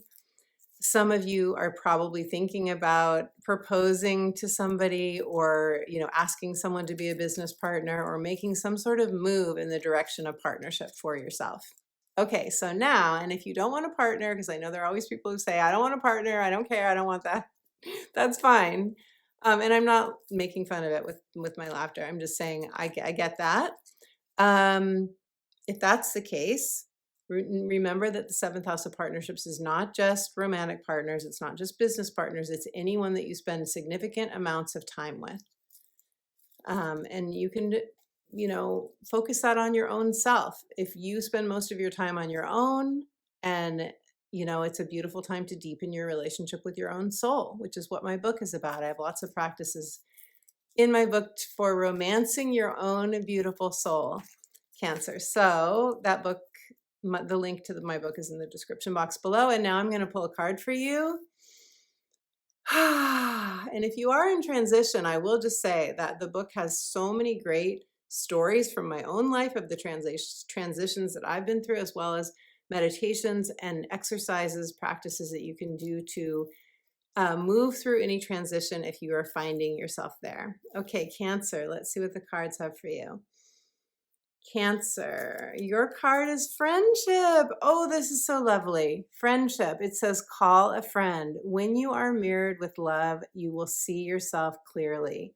So this is a card clearly of support. If you need support this month, Cancer, you may be, I think a lot of Cancers are working really hard right now, whether you're working on yourself internally or you're just busy with your work. I think that a lot of Cancers are really could feel extended, overextended perhaps. This is not all of you, but take time for nurturing. You're so beautiful at nurturing others, Cancer. Take time to get nurturing yourself. Call a friend, call someone that you feel trust with. Schedule some time to nurture and nourish your own heart. Beautiful Cancer. Get a massage, do whatever is needed for you to feel like you have support. Very, very important. And if this resonates, leave me a comment. I would love to hear. Gemini, hello, beautiful Gemini. Gemini, my natal sun is in Gemini. And those of you who are Gemini risings are going to be feeling the energies of Sagittarius new moon, which is happening on the day this video goes live, December 1st. This is happening for Geminis in their 7th house. 7th house of either romantic partnerships in which there is a commitment, or a business partnership, or anyone else in your life where you have their back and they have your back. That's the 7th house. That's where you're planting seeds for new beginnings and for your heart's desires in your 7th house. If you don't want partnership, beautiful gems, then this is anyone. This could be good friends. It could be a best friend. It could be your best friendship with your pet, if that's the person. Pets are people too, right, Gemini? That's, I find often that my adult children fall into this house. When I see transits happening around my 7th house, often that has to do with my adult children as well.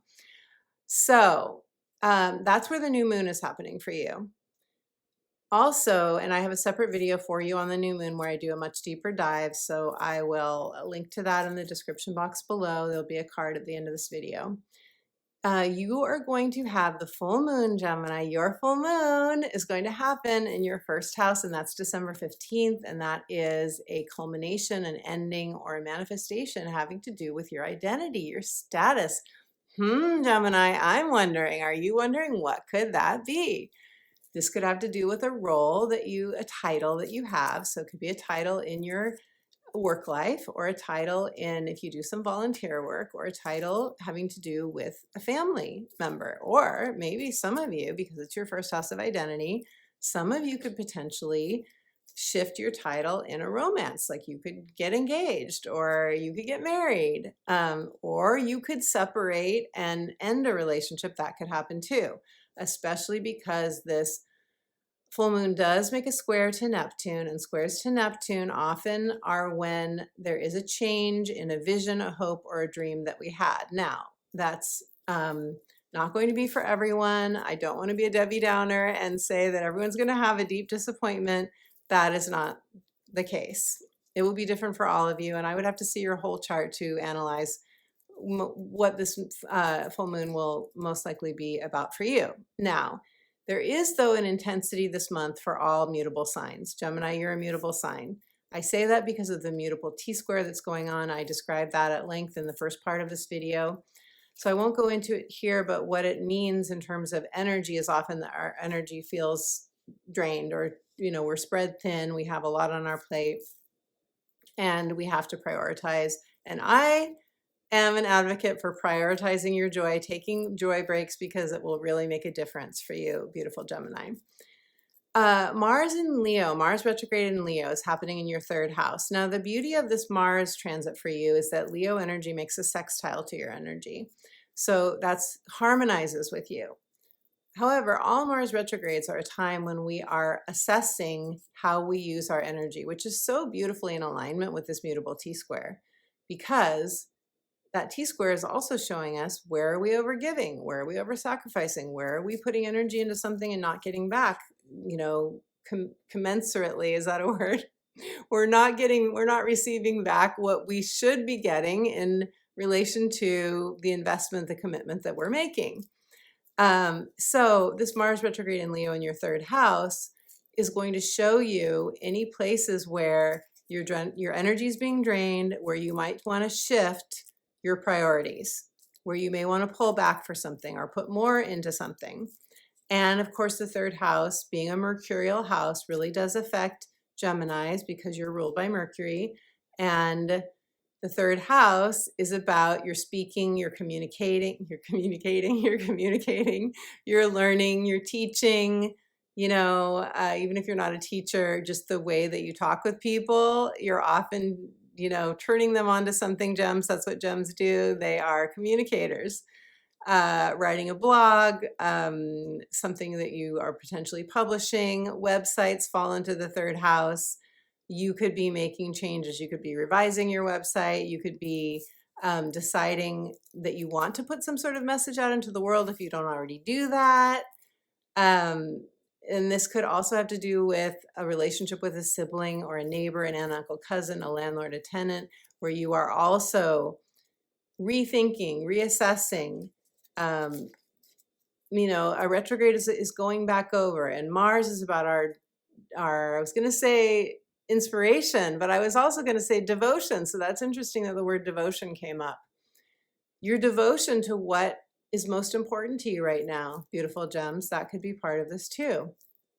And do you like the location you're in, whether you're working there or you're living there? Do you want to change that? Neptune is going to station direct in your 10th house of career.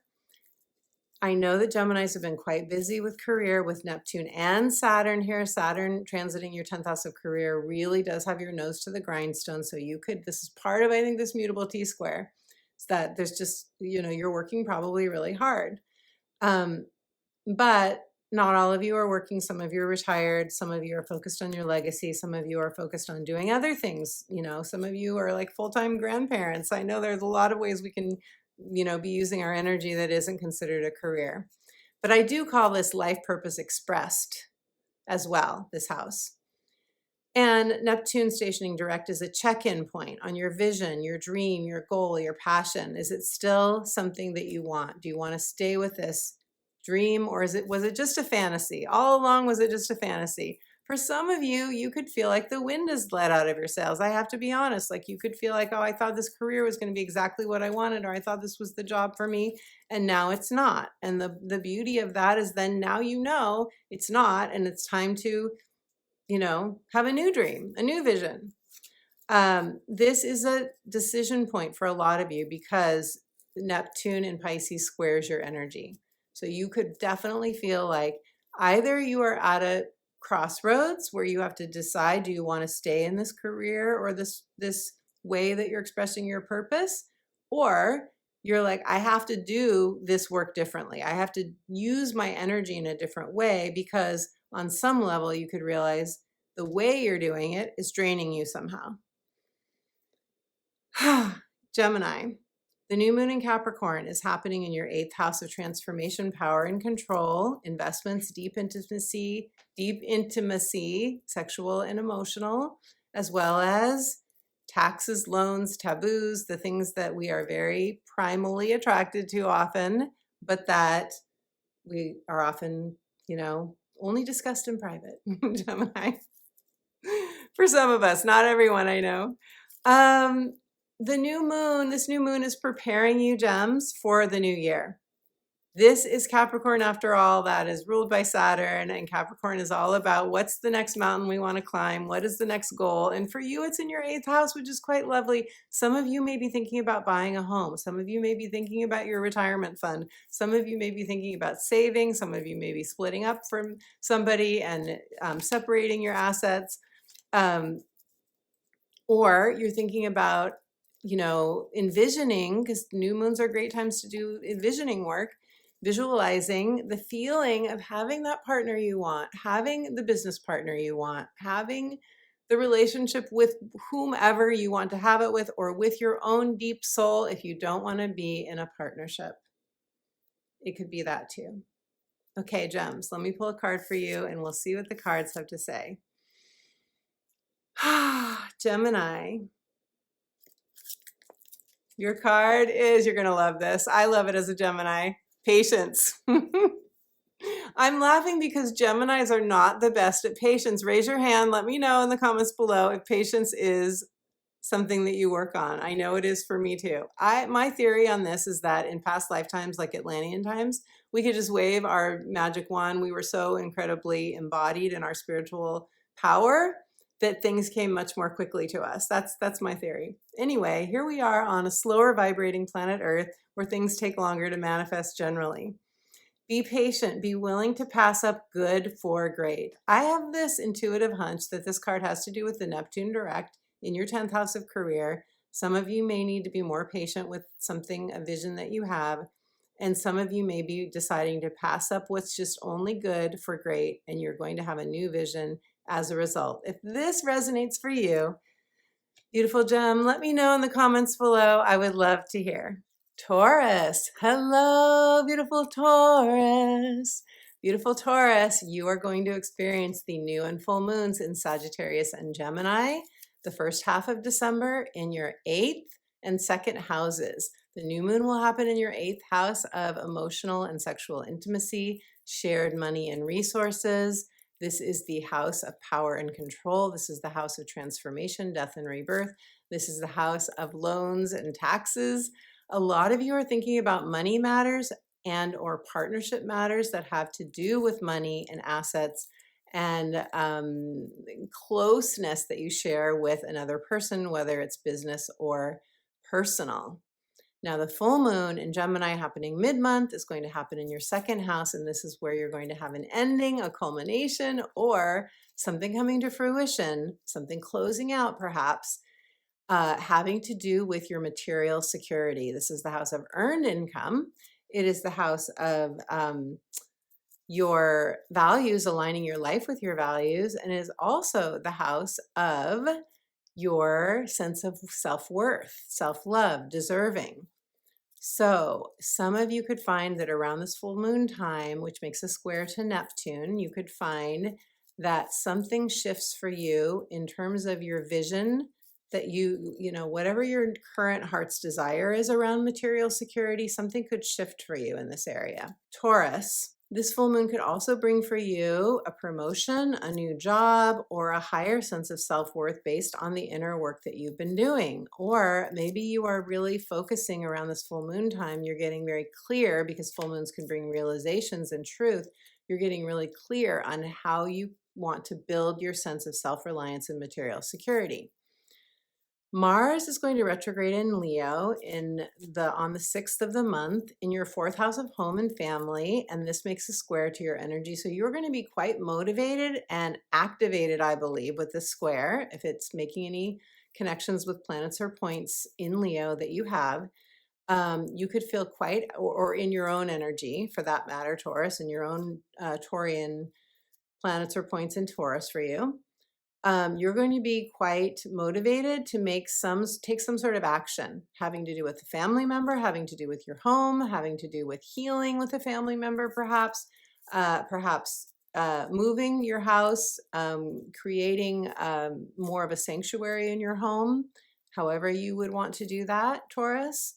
I know beauty is very important to you, being ruled by Venus. Mars retrograde is a time that we are reassessing, we're rethinking, we are redoing something, and it often has to do with how we're using our energy. How do we want to use our energy differently than we have been using it. I feel like there's a bug crawling on me, I have to say. Maybe it's just my earrings. Oh my goodness. Okay. Beautiful Taurus. Neptune is going to shift direct for you, going to station direct in your 11th house of alliances, support groups, social media platforms where you have an audience or a following, if that's relevant for you, or where you have an online community.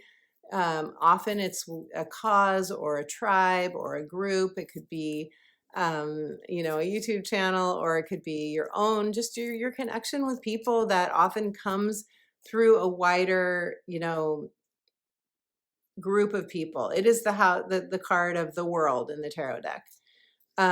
For you, this is also hopes, wishes, and dreams. It's also long-term financial gains, and it could be online dating for some of you. So Neptune is a hope, wish, or dream. It's a vision. It's sometimes just a fantasy. And when it stations direct, that's when we realize, was this a fantasy or is this reality? That's what you're going to tap into when Neptune shifts into direct motion. For example, you could be dating somebody, or you could be talking with someone through an online dating platform, and then you meet them and you're like, next. That could happen. And I don't mean to make light of that. I know that's disappointing when that happens. But Neptune direct, or some of you could be like, yeah, I actually don't like online dating. I'm not going to do that anymore. Or you could be like, yeah, I'm going to online date now and I'm really excited about it. And you could meet someone, you could be like, this is really fun. I'm really enjoying this. I like this person. Can go either way. Or something could happen with a friendship or some sort of community. With Neptune having been retrograde for the past 5 months in your 11th house, Taurus, for a lot of you, you've done a lot of inner work on these areas that I mentioned: friendships, social media platforms, any place that you brand your work, you put your work out into the world. It's where you're connecting with other people. So it's a check-in point, Neptune direct. You're checking in. You're getting clear. Do I want to continue with this vision? Is this something I want or not?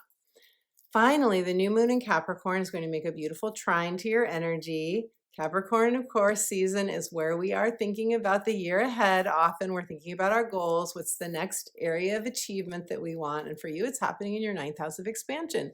So it's a very spiritual house. It's also the house of long distance travel, new horizons, adventures. Taurus, leave me a comment. Let me know. Are you really a lot? Really a lot? Are you really a lot, Taurus? It's a good thing I can laugh at myself. Have you been thinking quite a bit, perhaps, about expanding spiritually, or you're learning? You could be taking courses or a course. You could be making travel plans. You could be wanting to live in another country. You could be, learning a different language, any of these kinds of things. It's a spiritual focus for some of you, and for others of you, it's just like, I want to drive, across the country, or I want to drive to this place where, maybe you want to drive back to your childhood home. And I only say that because Mars retrograde in Leo, whenever we have a Mars retrograde, we often go back to a place that is comfortable for us. And you're having Mars retrograde in your 4th house of home and family. So maybe you are desiring to go home again, so to speak. And there will be learning and growth for you in that, because there always is, right? When we make a journey like that. Okay, so Taurus, let me now shuffle for you and let's see what the cards have to say for you. Beautiful Taurus. Taurus, your card is self-respect. This is one of the most beautiful cards in the deck. I love this mermaid. I love the splashing of the water. This says respect yourself. You are the best judge of what is right. So to me, this card is a reflection on relationships, most likely, or it's a reflection on what do you want. I see her taking a time out. She's cleansing. She's a mermaid after all. She doesn't even live on this land. She lives in the water, but she's taking a time out to sit on the land and reflect. And maybe she's going to have a little mermaid partner or merman partner that's going to swim up and they're going to have a conversation. The point is that you have a need right now to return to self-respect if you feel like you're not there. If you feel like anything in your life, or perhaps this will happen this month, it could, takes you out of sense of respect temporarily. This is saying be your own counsel, respect your own wisdom, honor your own judgment of what is right for you, beautiful Taurus. And this will carry you forward beautifully into 2025. If this resonates, let me know in the comments below if you'd like to share. I would love to hear. Aries, hello, beautiful Aries. Aries, you are going to experience the new and full moons in Sagittarius and Gemini across your 9th and 3rd houses.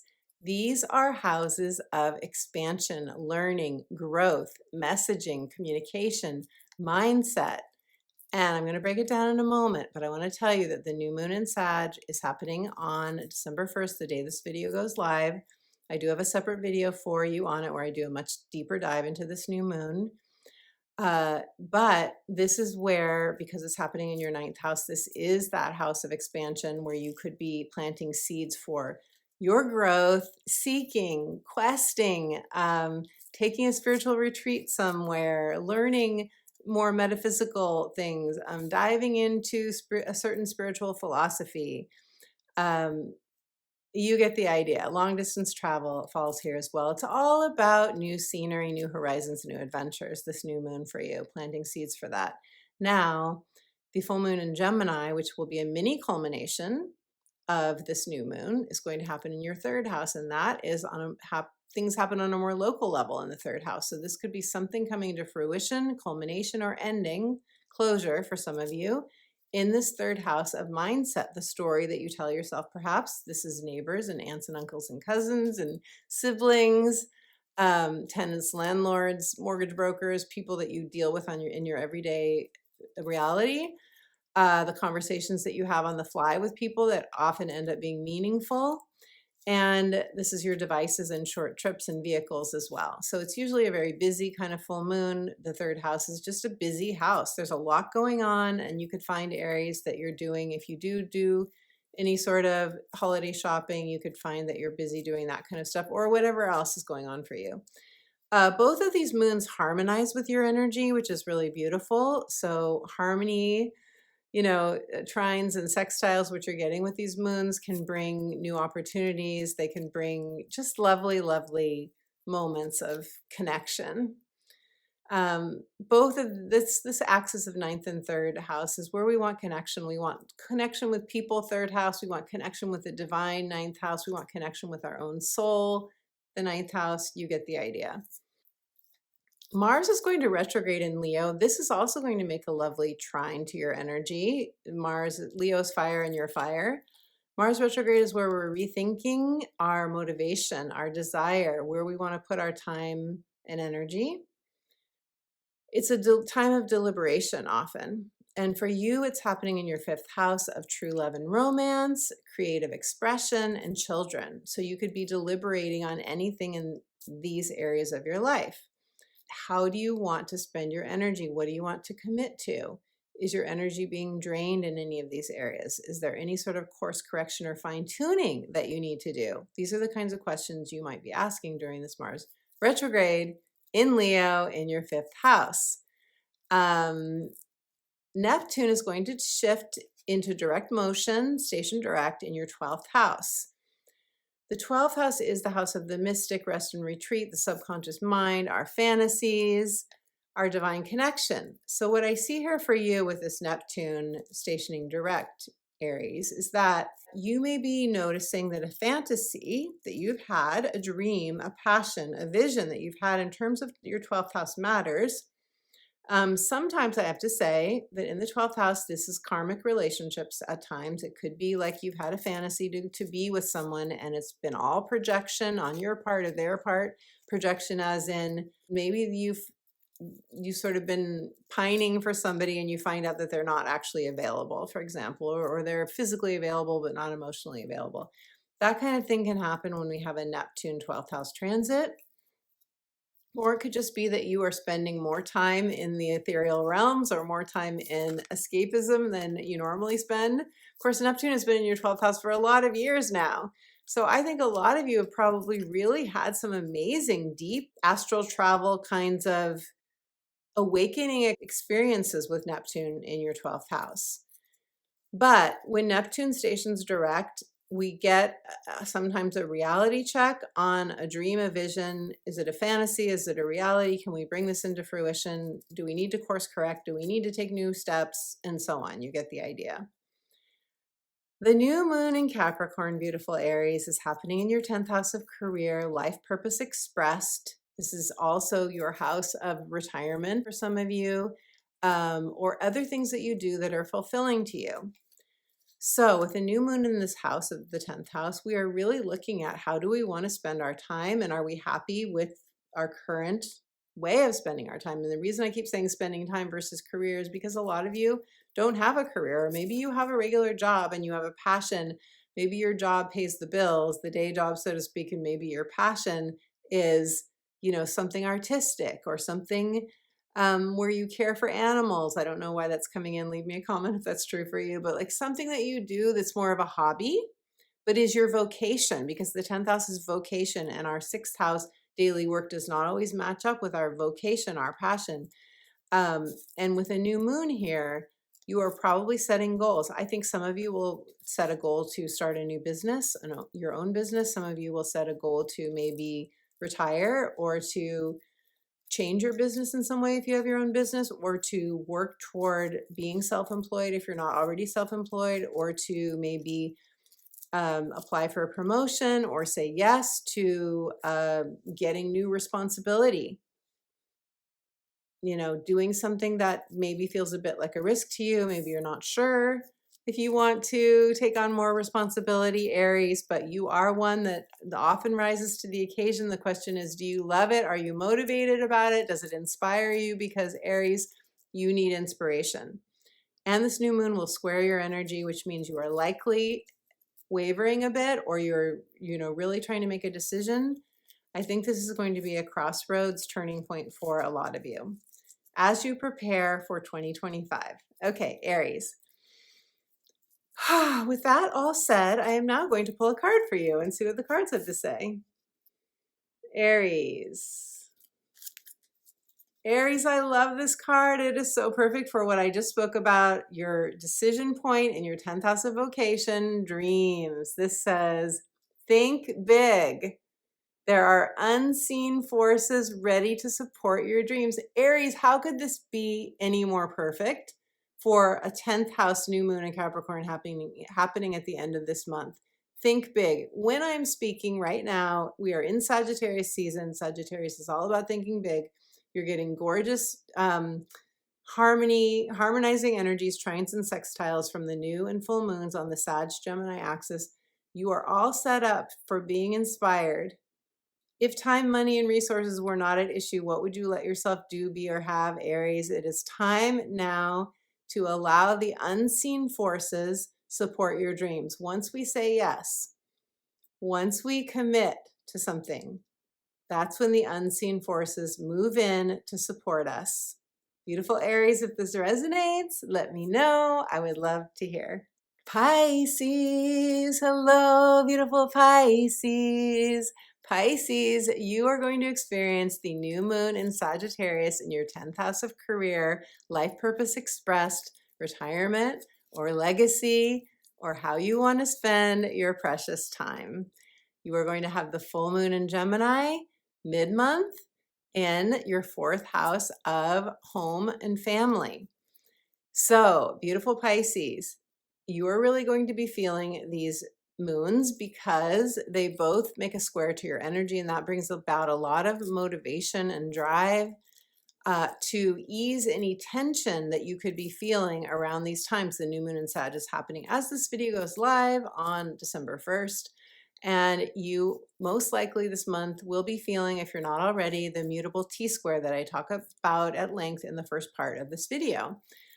The gist of the mutable T-square is that you may be feeling pulled in a lot of different directions. You could be feeling like there's too much on your plate. So what this means is that it's important to prioritize your own needs. Very, very important. And to really be honest with yourself about your schedule, what you can handle and what you can't, and not to overextend. The full moon in Gemini is going to bring about a fruition, a manifestation, or an ending in your fourth house of home, beautiful Pisces. So something is going on with a family member, maybe a family member that needs your time and attention where you feel a responsibility, or for you, something's going on in terms of moving or changing your home in some way, or adding someone into your home, or somebody perhaps leaving the home. You get the idea. Mars is in Leo. It's going to station retrograde December 6th. And for you, this is happening in your sixth house of daily work, your work environment. This has to do with bosses too, and supervisors and coworkers and your relationships with them, and also your daily habits and your health, what you eat and how you exercise and so forth. Really, a Mars retrograde is where we are reassessing our energy levels and are these things for you that I just mentioned, are they in alignment with your energy, or is your energy being drained somehow? And if it is, that's when, with a Mars retrograde, we think about how do we want to course correct? What changes do we want to make? Neptune is going to station direct in your sign, in your first house of identity, in your roles, your status, your vitality. So with Neptune transiting your first house, Pisces, so this is true of your Pisces rising, you've really been for many years focusing on an ideal for you, an ideal job title, an ideal role, an ideal way of feeling at your optimal health, your optimal energy. Maybe you've been experimenting with eating different things. Or I know my daughter, who's a Pisces rising, has made a lot of changes to her diet and tried different things, tried to not have coffee or to let go of alcohol, like all these things that we do. When we're wanting to have the highest energy levels that we can have. You could relate to that as well. But Neptune direct means that we're getting some sort of aha moment or realization about whatever our dream or our vision or our goal is. And for you, that dream, vision, or goal, again, it's your first house. It has to do with you. It's all about you, your identity, how you want to be using your time and your energy, and how your body feels, because it's your vitality as well.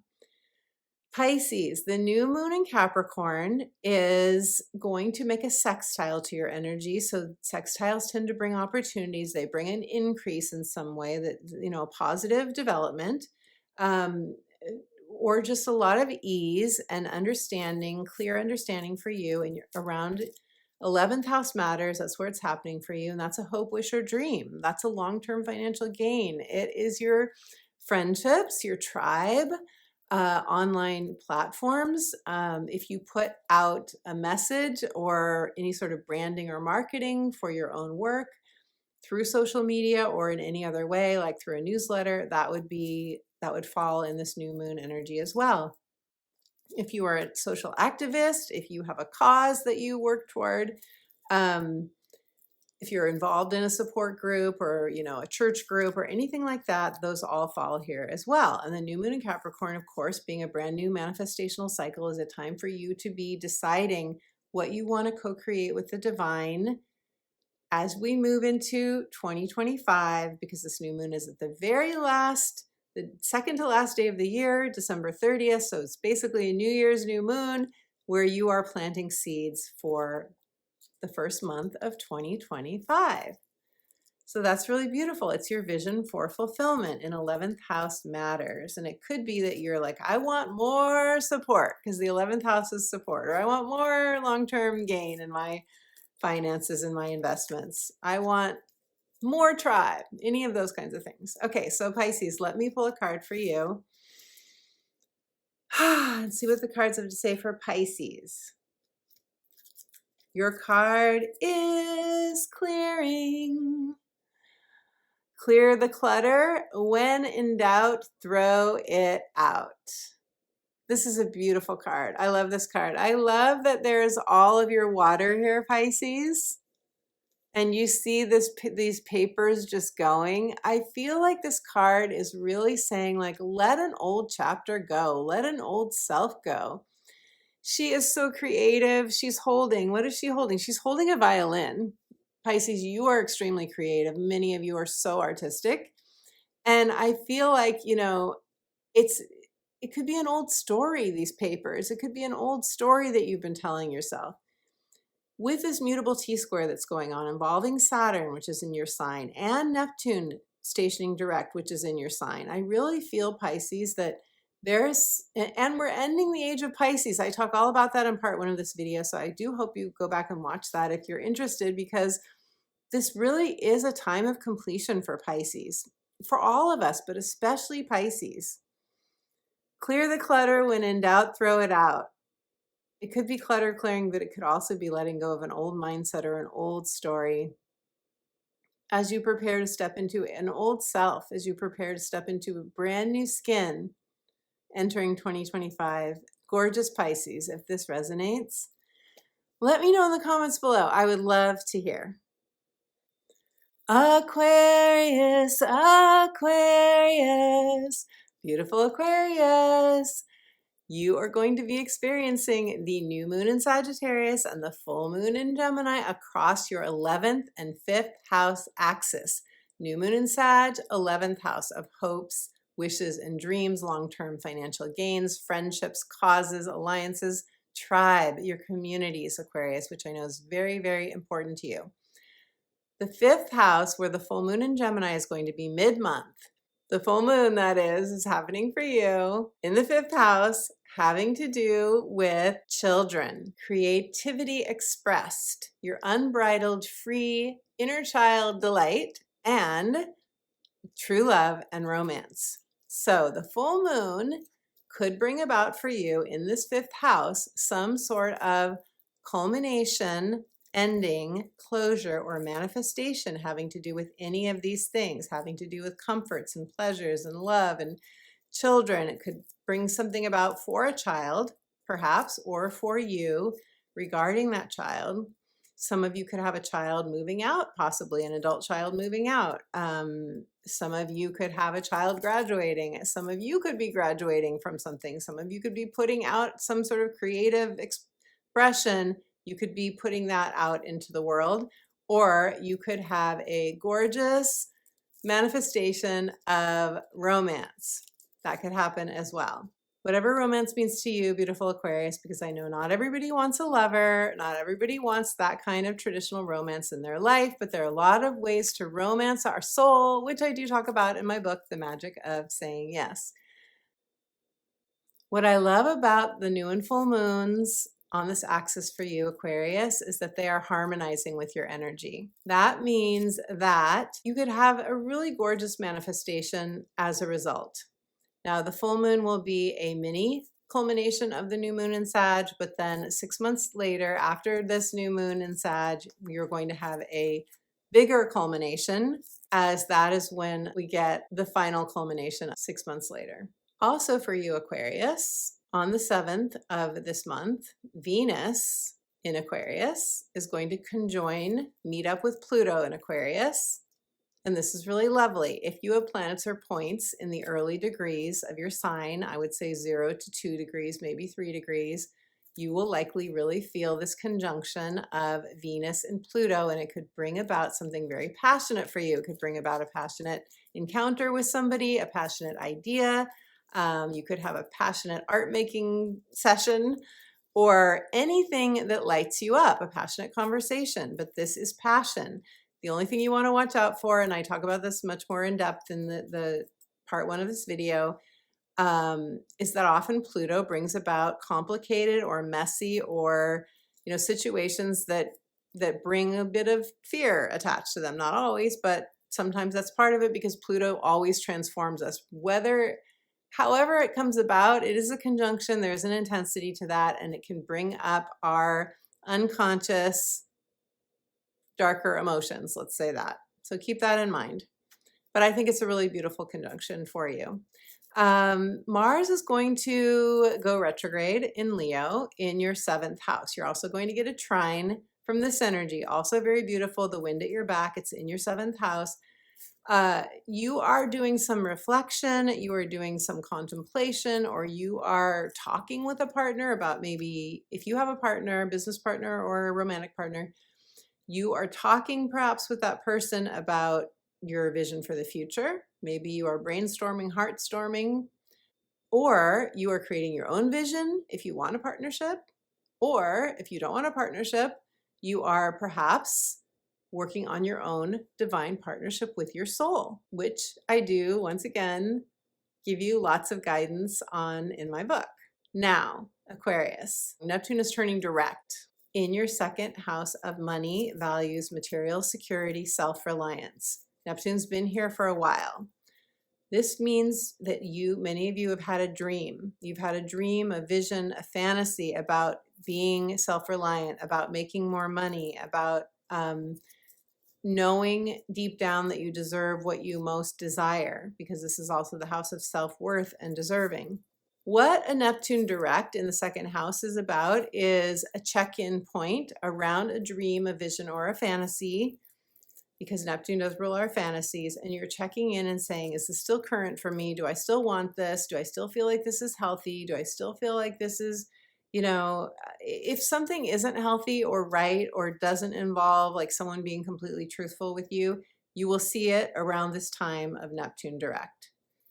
That's when we get the so-called reality check, which I know isn't comfortable. Not everyone's going to get a reality check. This energy, Pisces energy for you, it doesn't make a harsh aspect to your energy. You are side by side. You do learn from Pisces energy, but whatever you need to know, whether it's new steps you want to take to bring a goal into fruition, or whether it's something that you're ready to say, oh, that was just a fantasy, I don't want that anymore. Whatever it is, there will be some sort of knowing that's going to happen around this time, most likely. And then finally, beautiful Aquarius, the new moon in Capricorn. It's going to happen in your 12th house. This is the beginning of a brand new manifestational cycle. It's perfect timing for preparing for the new year, setting intentions, goals, or plans for your new year. In your 12th house, it's very possibly about self-discovery, about your own spiritual awakening, about your own inner expansion. Learning more about who you are in the very depths of your being. The beautiful time for deep guided visualization. I do have several guided visualizations for you on YouTube. You can also download one for free by subscribing for my weekly inspirational updates, and by doing so, you will have that just on your device or on your computer or whatever that you can listen to over and over, and that does connect you with your spiritual guidance. That is my intention. You could, during this new moon, decide to change a story that you have in your head, conditioned, how you've been conditioned, that you want to drop that and create a new, more empowering story. That could happen too during this time. Or you could visualize what you most want to experience as you move into the new year. So, beautiful Aquarius, let me now shuffle for you, and let's see what the cards have to say for you. Aquarius, your card is decisions. Honor your top priorities. If it's not an absolute yes, then it's a no. Beautiful Aquarius, what are you deciding about? What I love about this card for you is I always think of your energy as the blue. I always think of you, because you're air, I think of the throat chakra. Air communication, right? And it's all the blue. It really reminds me of you. This image is so pretty.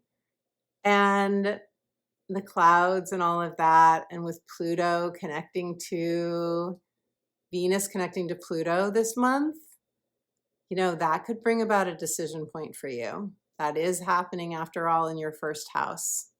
What do you love? What does your heart desire? That's really going to be activated for you when Venus connects to Pluto, if it's around the degrees of your own energy, if you have early degree placements in your sign, beautiful Aquarius. But if it's not an absolute yes, it's a no. That's very clear, right? Honor your top priorities. If this resonates for you, beautiful Aquarius, let me know in the comments below. I would love to hear.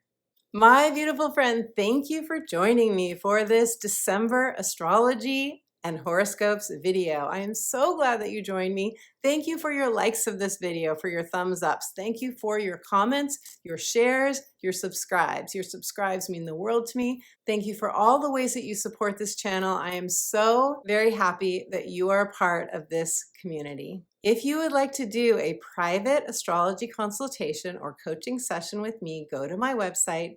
The links are in the description box below. Check out my offerings. I offer a number of different astrology consultations, and it would be my joy to walk you through your chart, to help empower you through the transits that are happening now, how you can best work with the energies, when the challenging ones will end, and what you have to look forward to. Go to my website, check out the testimonials that other clients have shared after working with me, and you should get a sense of whether you feel called to work together. I have a free gift for you. That is a soothing, guided meditation, reconnecting to your spirit, helping you to connect to your divine, unconditionally loving guidance. To get that free instant download guided meditation, just go to my website, sign up for my weekly inspirational astrology updates for free, and you will get that right away. So my beautiful friend, I am very much looking forward to this closing out month of December as we leave behind 2024 and prepare to enter a most remarkable, life-shifting year of 2025. I will be back next Sunday to share more with you, and until then, I am sending you all my love.